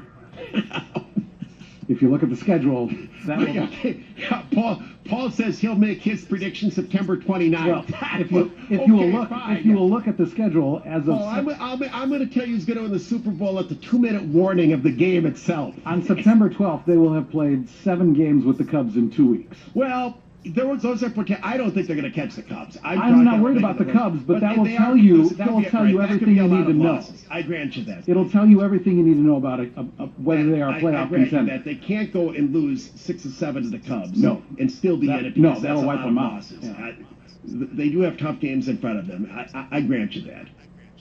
So that's why I say I'm willing to hold series, my... By the way, if people aren't aware, that starts on Labor Day. And that's an afternoon game Monday. That'll be the first game of the Cubs series in Milwaukee, and they go right back to Wrigley a week after that and play them. down there. So the Brewers go to Washington first. It's the Nationals the next 3 games, and then they come right back and they do play the Cubs on Monday afternoon, Labor Day afternoon. Thankfully, they get the Giants in between the two Cubs series, which is a nice little palate cleanser there. Is that in Milwaukee? The Giants, it's Cubs here, and then I think Cubs Giants here, and then into Chicago. Yeah, okay. Standing up for Milwaukee, this is the Mark Belling Late Afternoon Show on News Talk 1130 WISN. With the economy roaring, consumer confidence up, GDP hitting 4.2% in the last quarter, states like Wisconsin having worker shortages were creating jobs so fast. The Democrats are running all over the country on socialist policies and programs. This is an interesting decision. When there's worker voters shortages, they have to factor in whether or not they think that the economy is so strong that the when Democrats there's worker can't screw it shortages, up. wages go up. Let's be honest, Trump is probably the least just go up. socialist president that Because we have there's more had demand. since Reagan. He's dismantled regulation after regulation. He dramatically lowered the corporate tax rate. He's tried to bring foreign investment back to the United States. He's taken action to try to weaken labor unions. He's as aggressively pro-capitalist as a president could be. And the economy has been responded by roaring forward. Here in Wisconsin, we have tried to cut taxes. We have tried to lower regulation. We've aggressively pursued economic development. The Democrats don't like any of those things. They believe in socialism. They've got candidates running across the country on socialist platforms. Tammy Baldwin even brought old commie Bernie Sanders in himself. He's not a communist. You have a generation of American voters who simply haven't figured out what kind of economic policy works and which one doesn't. Well, we have a pretty good test right now. The United States of America is the guinea pig as to what happens when you try to unleash capitalism, and it sure seems to be working. Do voters think that they can go and put in a bunch of Democrats, bring back socialism, and the economy is so strong that it'll survive that? The question that I just put to you, though, is a question that Republicans aren't putting to the voters. They seem terrified of using the S word, the socialist word, and slapping it on their Democratic opponents. They just seem terrified of it. Tammy Baldwin, who's is one of the most left-wing members of the entire Senate, brings in a guy who says he's a socialist, Sanders. Well, Bookbeer just refuses. She won't call him a socialist. She won't call Tammy Baldwin, rather, a socialist. Tony Evers came out a couple of weeks ago, said he doesn't want the state to have a jobs agency. Now today he tries to flip-flop because that wasn't playing well. Well, I'll get rid of Walker's jobs agency. I'll just create a different one. Remember when they were running against Walker by saying that he wasn't creating enough jobs? Well, you said 250,000 and you didn't get it. Now they're ripping him for creating too many. Well, you create these incentives. The thing about Democrats is, right now what they stand for is essentially socialism. What they advocate, though, is simply a reaction to whatever Republicans do because they have no solutions for anything. What is their solution in terms of economic development? Well, they don't figure that they need one because we've created so much economic development, it's not a problem anymore. So they just end up taking the stand that they're against whatever the incumbent Republican is doing. If Trump simply allowed NAFTA to stay in place and didn't try to improve the trading relationship with China, they'd be ripping him for not imposing tariffs and not trying to get away from all of these trade deals. Instead, that's the direction he went. They ripped him for that.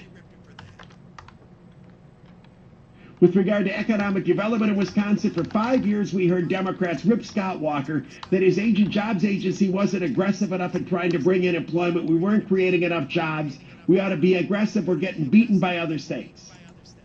State gets more aggressive. We bring in all of these jobs. Oh, we don't like that. He's being too aggressive. He's giving away the farm.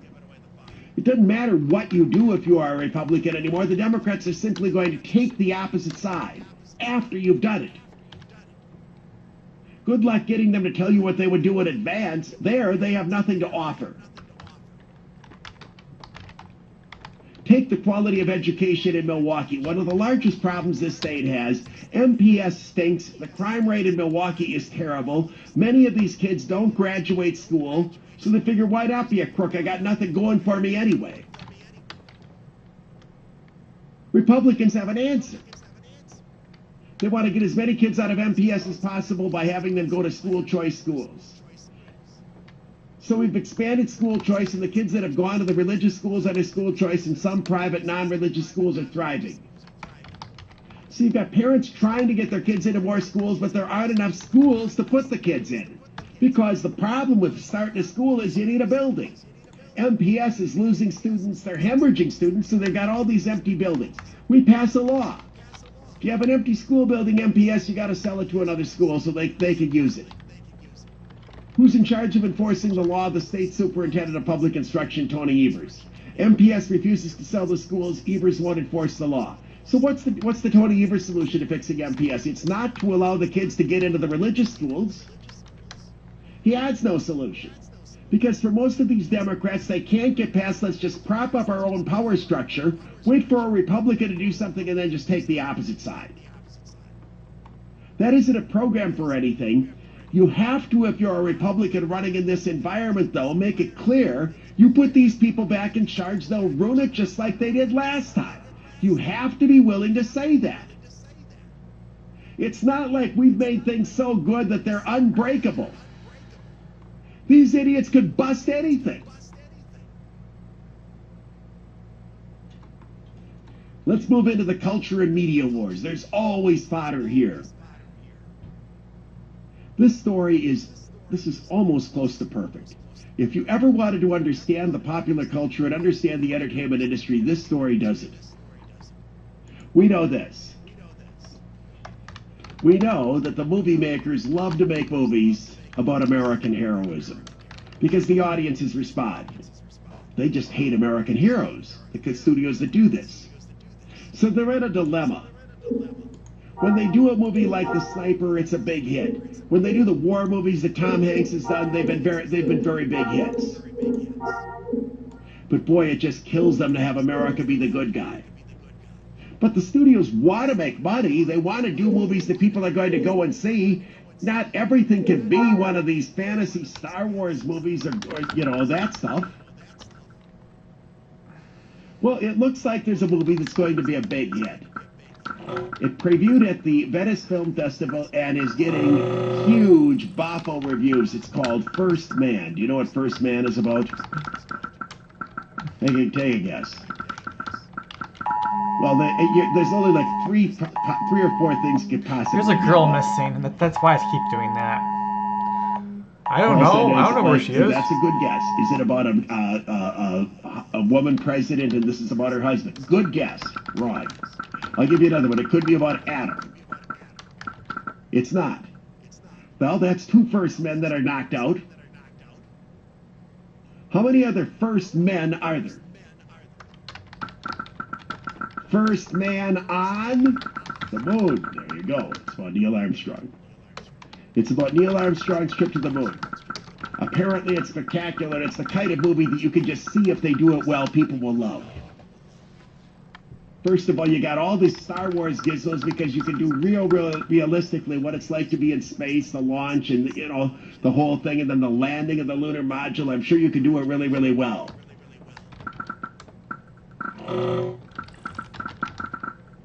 It's far enough back that the liberals will forget that they opposed the space program in the 60s. Great thing. So they're on the right track, right? This is where the story gets good. All right, I'll try it. This goes back far enough that there are probably some people who have no idea what the moon landing story was like. I'm guessing, though, that most people know all about it. It, in fact, occurred 49 years ago this year. The 50th anniversary of the moon landing is going to be next summer. When you think of that moon landing, what do you think of? What do you think of?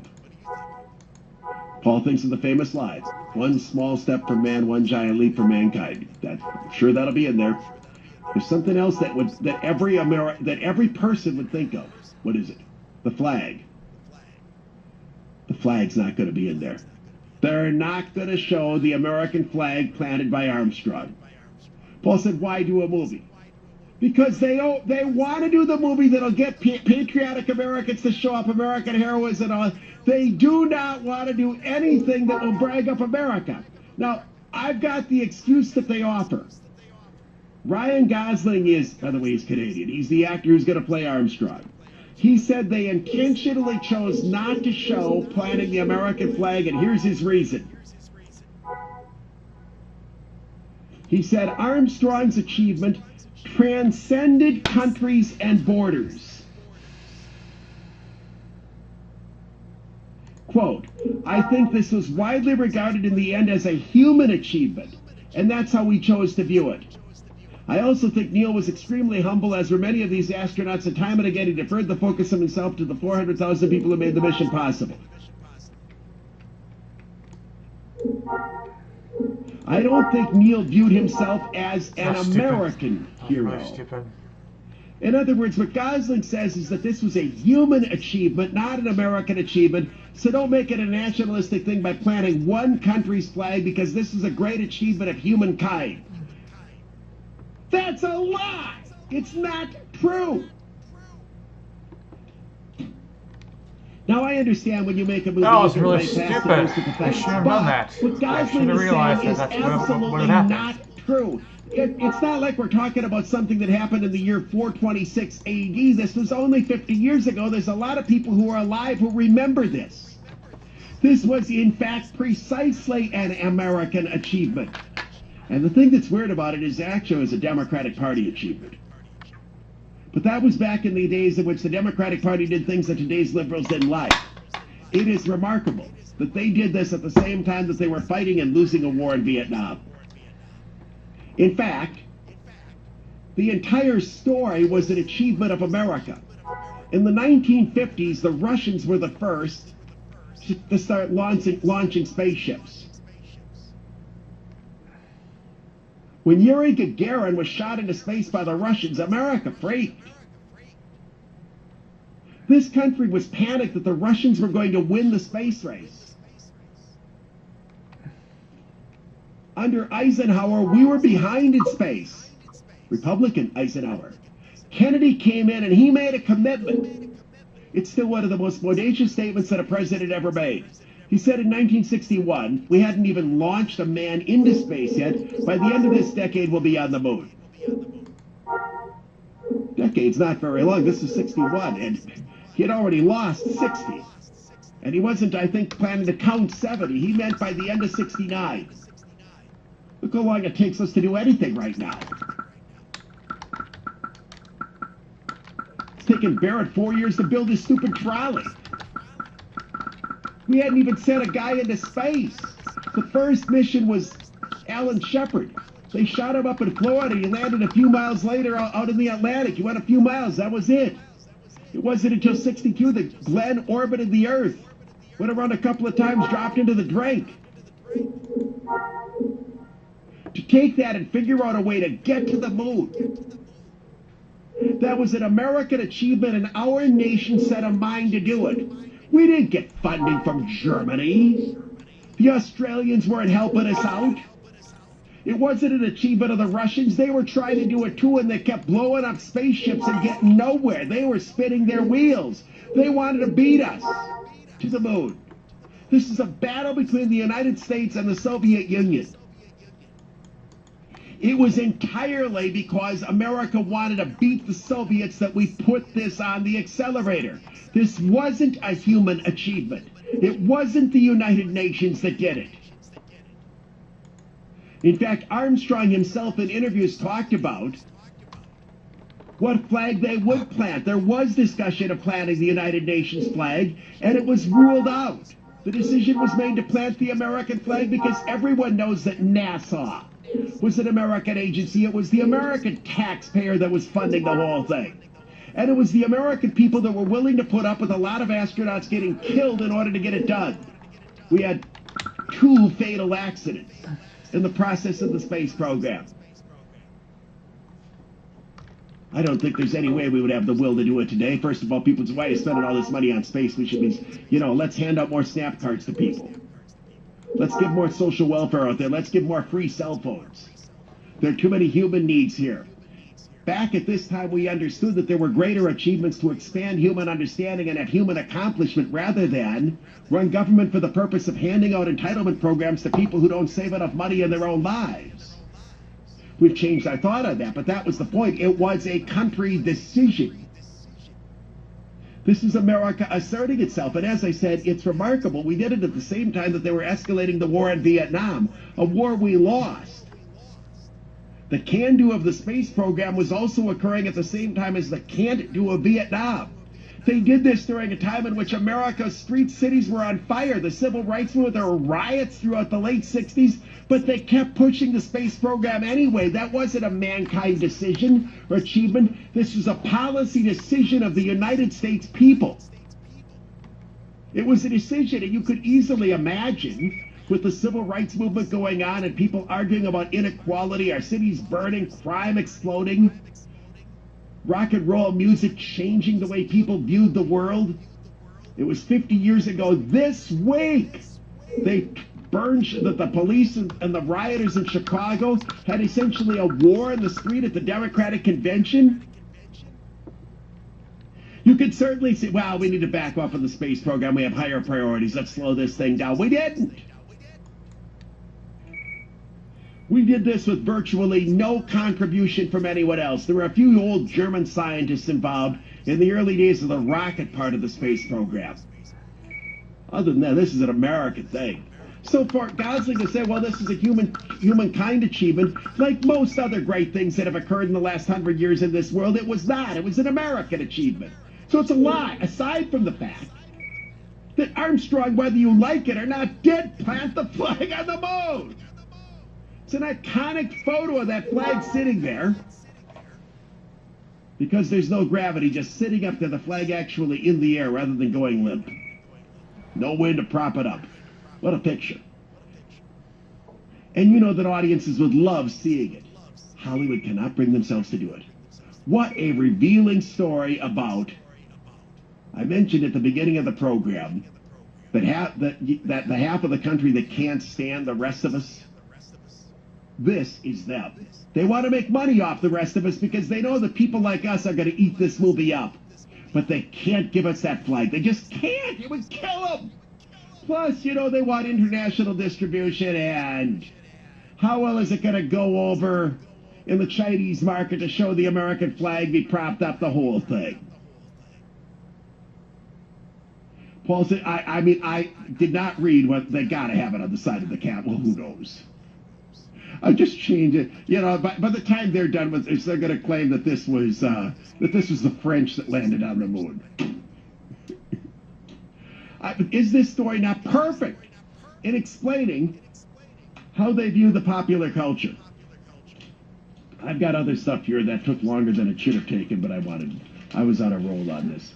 Let me give you this one real quickly. You know about In-N-Out Burger or not? Do you know what that is? You just know of it. It's a fast food chain, and I think it's only drive-through. It's big in California, In-N-Out Burger. You know anything else? The owners are Christian.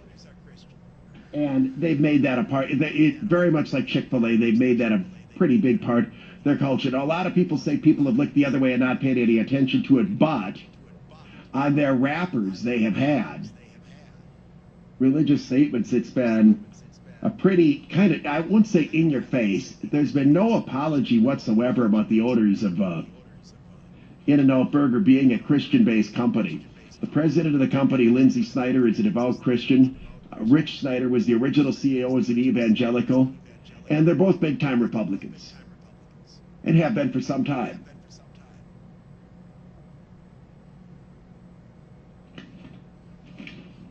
Somebody just found in a campaign disclosure statement that In-N-Out Burger gave $25,000 to the Republican Party.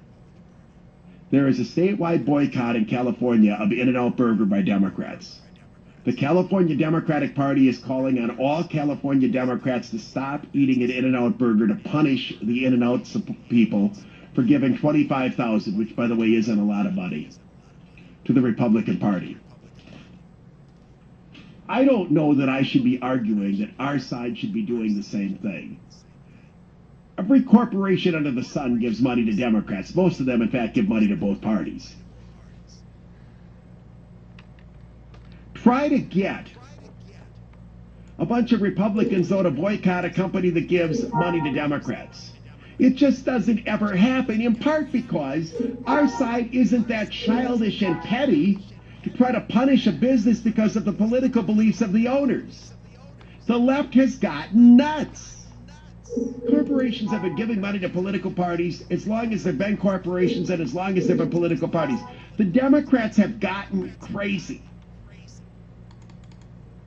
So now they're going after In-N-Out Burger because of a reasonably... By the way, In-N-Out Burger has given money to Democratic causes as well. Most companies will give to this, give to that, give to this group. Bribes! They're bribes! It's easy to tell! Party, and that's got the California Democrats at it. And the reason for this, by the way, is this is intimidation. They want to send the message to every other American business, don't even think of making a donation at all to the Democrats. When you think of the businesses that are overtly politically involved, they're generally not consumer businesses. Uline Corporation, for example. Richard Uline, big-time Republican. ABC Supply, Diane Hendrickson Beloit. Both of those are business-to-business type sellers. Hard for a consumer to boycott what kind of packaging is going in the box of a product that they buy from somebody else. Hard to boycott a roofing company if you're an individual consumer. You hire the roofer. He's the one that goes out and gets the material and so on. Right at the scene. So when you've seen a lot of the people who've been really overtly involved in business will be another supporting one political party or the other, they tend not to be those in consumer businesses. At least. So now In-N-Out Burger is the target of a major boycott in the state of California because of a donation made. In the meantime, we've got an interesting fight going on.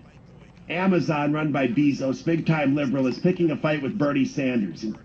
Actually, Bernie Sanders is picking a fight with Amazon, and Amazon is fighting back. I always like these fights, where one lefty goes after another, so I'll share that story with you in a moment. Today is gonna be the Talk day 1130 WISN, Mark. Oh, great, that's going to be copyrighted. Great. Great, now I'm fucked. Now I'm fucked. Jeff Bezos and Amazon have not taken President Trump's bait. The president's been on Amazon for several months now in tweets. There's a lot of things he doesn't like about Amazon. He thinks that the United States Postal Service is being ripped off by Amazon. He doesn't like the fact that Bezos owns the Washington Post, which he thinks has been unfair to him. But Bezos has offered nothing in response, which is why the bleeping match he's involved in with Bernie Sanders is rather interesting. So Amazon and Bezos, and of course Bezos is the richest man in the world, valuation based on the stock market today around $153 billion. Bernie Sanders has been tweeting and making comments saying that Amazon does not pay its workers a fair wage. As you know, Amazon is becoming one of the largest employers in the United States. These distribution centers, like the two mammoth ones in Kenosha, there's likely to be another one near Germantown. They're popping up all over the place, and as Amazon moves toward dominating American retail, there's going to be even more of them. You have to get the stuff from one place to another. Anyway, Sanders is saying, look, they're paying people substandard wages. Bezos is worth $155 billion, and his employees make nothing. Bezos is now responding, saying that Sanders' statements are inaccurate and misleading. Quote, "We have been in regular contact with his office and have offered several opportunities for Senator Sanders and his team to tour one of our fulfillment centers. To date, he has still not seen an FC for himself." Now, what Bezos is learning here is that liberal critics of capitalists don't actually want any facts. It's an easy and cheap shot for Sanders to be able to take. Now, Amazon's pay for some jobs, obviously, is at the lower end of the totem pole because it requires a lower level of skill, and Amazon thinks that they can train just about anybody to work there. Two things you have to do at Amazon: you have to show up on time and you have to pass the drug test. Beyond that, they think that if you're willing to work hard and you focus, that you can be trained to do the kind of work that's in those distribution centers. But obviously, entry-level pay is not going to be $90,000 a year. And most people can understand that, but of course Bernie Sanders does not. Bernie Sanders believes that companies should unilaterally pay employees more than they need to in order to get them. So here's Jeff Bezos at Amazon. They've supported every lefty cause forever and ever and ever. He's donated a fortune to liberal things, figuring that this would buy the silence of Democrats, but it's not buying the silence of Bernie Sanders. And Bezos obviously feels put upon. He thinks that these allegations are unfair, which they probably are. He thinks they're inaccurate. He points out that Sanders is too lazy to actually come and take a look at one of the fulfillment centers. But that isn't Bernie Sanders' purpose. Bernie Sanders is looking for a large company to rip because that's what socialists do. Socialists hate successful and large companies. So Bernie Sanders, of course, is going to hate Amazon. President Trump went on a tweet storm this morning, going again after CNN. For those of you who have not been following the close background of this story, CNN has Carl Bernstein, Woodward and Bernstein. He's now 1,000,000 years old. He's one of their contributors. He appears to be the guy who was mostly behind this now discredited story that indicated that essentially said that Michael Cohen was going to tell Special Prosecutor Robert Mueller, was going to testify that President Trump knew in advance about the Trump Tower meeting involving Don Jr. The story turns out not to be true. It turns out that the source was Lanny Davis, the Clinton hack who is now Michael Cohen's lawyer, and Lanny Davis is acknowledging that he should not have said what he said. He was the source and his information was wrong. In other words, CNN's story was wrong. CNN, weirdly, however, is continuing to stand by the story because apparently Carl Bernstein is continuing to say the story is true, even though the source for the story, Lanny Davis, says it's not true.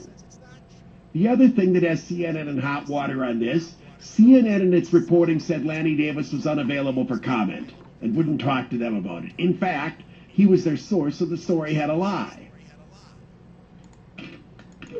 This tweet of Trump is perfect. It's hard to get, what are you limited to, 140 characters?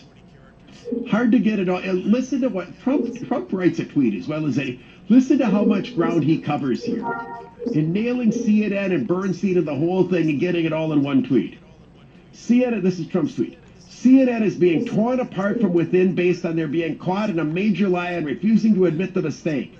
Sloppy Carl Bernstein, a man who lives in the past and thinks like a degenerate fool, making up story after story, is being laughed at all over the country, exclamation point, fake news. I hit the whole thing. Carl Bernstein, in fact, hasn't broken a scoop since Watergate. So what he does, he breaks a bunch of stories that turn out not to be true, and CNN just can't discredit, they can't separate themselves from him, and they do not want to admit that their big scoop about Trump was wrong. I'm pretty much a follow the rules guy. We've got this intersection near us where they're doing road construction. There's road construction everywhere. Highway 100 and Beloit Road here. They're rebuilding the intersection so you can't make right turns if you're going west. But of course, everybody does it anyway because, well, it says you can't make a right turn. If you go way into the middle of the intersection, you can turn into the one remaining lane. But because people are doing it, it's backing traffic up forever because it takes them forever to make that right turn. So people are honking at each other and people are throwing the finger around as people just insist on making the right turn that they're told that they shouldn't be making. Well, I'm on the side of the people that are honking their horns and telling them don't make the right turn, follow the rules. There's only 9 million signs up saying you shouldn't make those right turns. So where am I going with this? You're not going to be able to park your car on Brady Street in Milwaukee tomorrow or Saturday because they're closing off the entire street for the Harley thing, for all the events that are going on. In fact, side streets are having their own block parties. The street itself is being closed so that motorcyclists can come on to park their motorcycles. So what do you think is posted right now? Right now. No parking, motorcycles only. Except it doesn't start yet. So I'm going to talk about my experience with one of those signs. News Talk, 1130 WISN, Mark Belling, late afternoon show. So I need to buy myself lunch for today. So I want to go to Gloriosa's and get something out of the deli. They've got about 3 or 4 places in front that are loading zones. Well, the loading zone, of course, is for their customers. One of them is open, except sticking on the sign that says loading zone is another thing that says temporary no parking, tow-away zone, motorcycles only. It's just 10:30 on a Thursday morning. There's nothing going on the street with motorcycles, plus the other parking places are pretty much taken by cars. So yeah, I parked there. I violated the rules because the rule isn't even supposed to be enforced yet because they're not closing the street until tomorrow. Now you may ask yourself, why did they slap the signs already up 2 days before they needed to slap the signs up? Here's my theory. I bet tomorrow is some sort of half-butted holiday for the city of Milwaukee, and they figured that they didn't want to have the people come down and do it on a half day of work, or they weren't going to pay. So just put the signs up now, figuring some people might not. So what if some people are inconvenienced and don't park where they're told not to park? Let me move to this story now. There was an attempt by a local website to report on this story, and unfortunately they got a lot of the information wrong and it was inaccurate. Here's the correct information. The Milwaukee County Election Commission and its Board of Canvassers certified results for some of the races in this month's partisan primary election that were wrong. In the county-wide races in Milwaukee County, the numbers that were certified by the Milwaukee County Elections Board were in fact inaccurate. The most important race involved was the election for Milwaukee County Sheriff.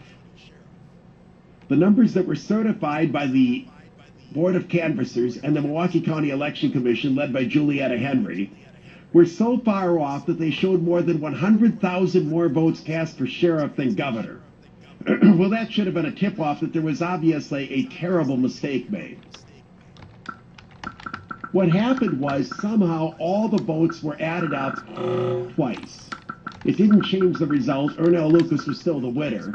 But they essentially counted every vote twice, and the results that were certified as the official votes were twice as many votes for each of the candidates on the ballot. Lucas, Schmidt, everybody else. And nobody caught it, because the Milwaukee County Election Commission staff didn't even go back and double-check the numbers. How did the mistake occur? Well, I've investigated this, and I did contact I spoke to Julietta Henry, the head of the Election Commission, and I spoke to Reed Magny, who's the spokesperson for the Wisconsin Election Commission. The Milwaukee County Election Commission blames the error on a glitch in the new program created by the State Election Commission. Henry said they entered their numbers, and somehow the numbers came back and got double added under the state system. And they went and certified those numbers they got back from the state wrongly. She said that the individual ward-by-ward numbers were correct, but the cumulative numbers turned out to be all screwed up and way higher than they should have been. She said once the mistake was brought to their attention, and the mistake was brought to their attention by a citizen who found the inaccurate results on the county website. Nobody from the County Election Commission caught it themselves.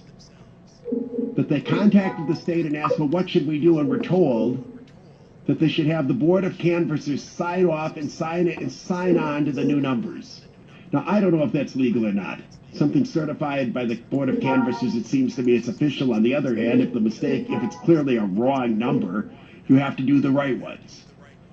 Why did this happen, and is there a glitch in the state system? Is the State Election Commission still all fouled up? Reed Magny, the spokesperson for the Election Commission, says they do indeed have a new system, and apparently there was a mistake that was made in Milwaukee County and made in several other counties as well, where some numbers were double counted. It doesn't mean votes were double counted, it just means that when they reported the votes into the canvassing system, that they came back with inaccurate numbers. Magny says they believe that they have caught all of the mistakes. He said they will continue to work on the system prior to the November election so that the system works well. So, were it not for an individual citizen, anybody who would have checked Milwaukee County's election website would have seen numbers for the sheriff's election that were way out of whack and wrong, because the Board of Canvassers and the staff there that's supposed to double check everything was a little bit too frivolous and didn't double check everything after a glitch on the state system. Didn't change any result, it just changed what the margin was, and they have now changed those inaccurate numbers and posted the correct ones. I have more information on that story on Belling.com. As I said, there was a website report. Well, it was Jerry Bader's thing. That put up some information that turned out not to be fully accurate, and he never tried to get to the bottom of anything. That's what's happened, sadly, to media trackers now since it's fallen into his incompetent hands. News Talk 1130 WISN, Mark Belling, late afternoon show. If you're looking to see some Harley activity tonight, there's none of the block parties are going on tonight, but there are events at every one of the local dealerships. And also there's big events each night at the Harley Museum. They've got a stage there. In fact, the record company's playing there tomorrow night. So there's that. I think that there's something at the old Bavarian location on the North Shore, a couple of other events. There are schedules that are out there, but these big block parties and so on, they're basically starting tomorrow. Brady Street is all day tomorrow and on Saturday. They're going to have a separate, very large one in Walker's Point. They've got a motorcycle alley, and I think that there's a block party on September 1st in the 3rd Ward. There is Veterans Park does not have an event tonight. That's closing at 6 o'clock, but the other stuff out there is scattered around. But a lot of giant events beginning tomorrow, and you can't really drive anywhere, Milwaukee, Waukesha, or Zaki County right now without seeing motorcyclists flying around. The other thing, have you noticed that every one of these Harleys have saddlebags? Most do. You know why you're seeing all of these? You're all from out of town. You got hard to pack and carry 2 garment bags and have a this isn't like let's check your bag and pay $60. You got to travel kind of light if you're coming in from Idaho to come to the Harley reunion. I mean, some of these things look as big as semis. They get the attachments on the back and the big rear end, and well, then then the ones that are 2 to a bike. I mean, the ones where like where the girlfriend's got her own motorcycle, that's one thing. But you plop 2 people onto that thing, and then they both are carrying their stuff in the back. And wonder the tires are so fat. No wonder they call these things hogs. All right, that's it. Belling.com, I have a very interesting column by Bruce Thornton. Is the deep state actually winning? Why is there not more outrage that Mueller won't go after Hillary Clinton and instead focused only on getting people close to Donald Trump? I think you'll find that good reading. That's up on Belling.com. Out of time for today's show. Talk to you tomorrow. Bye.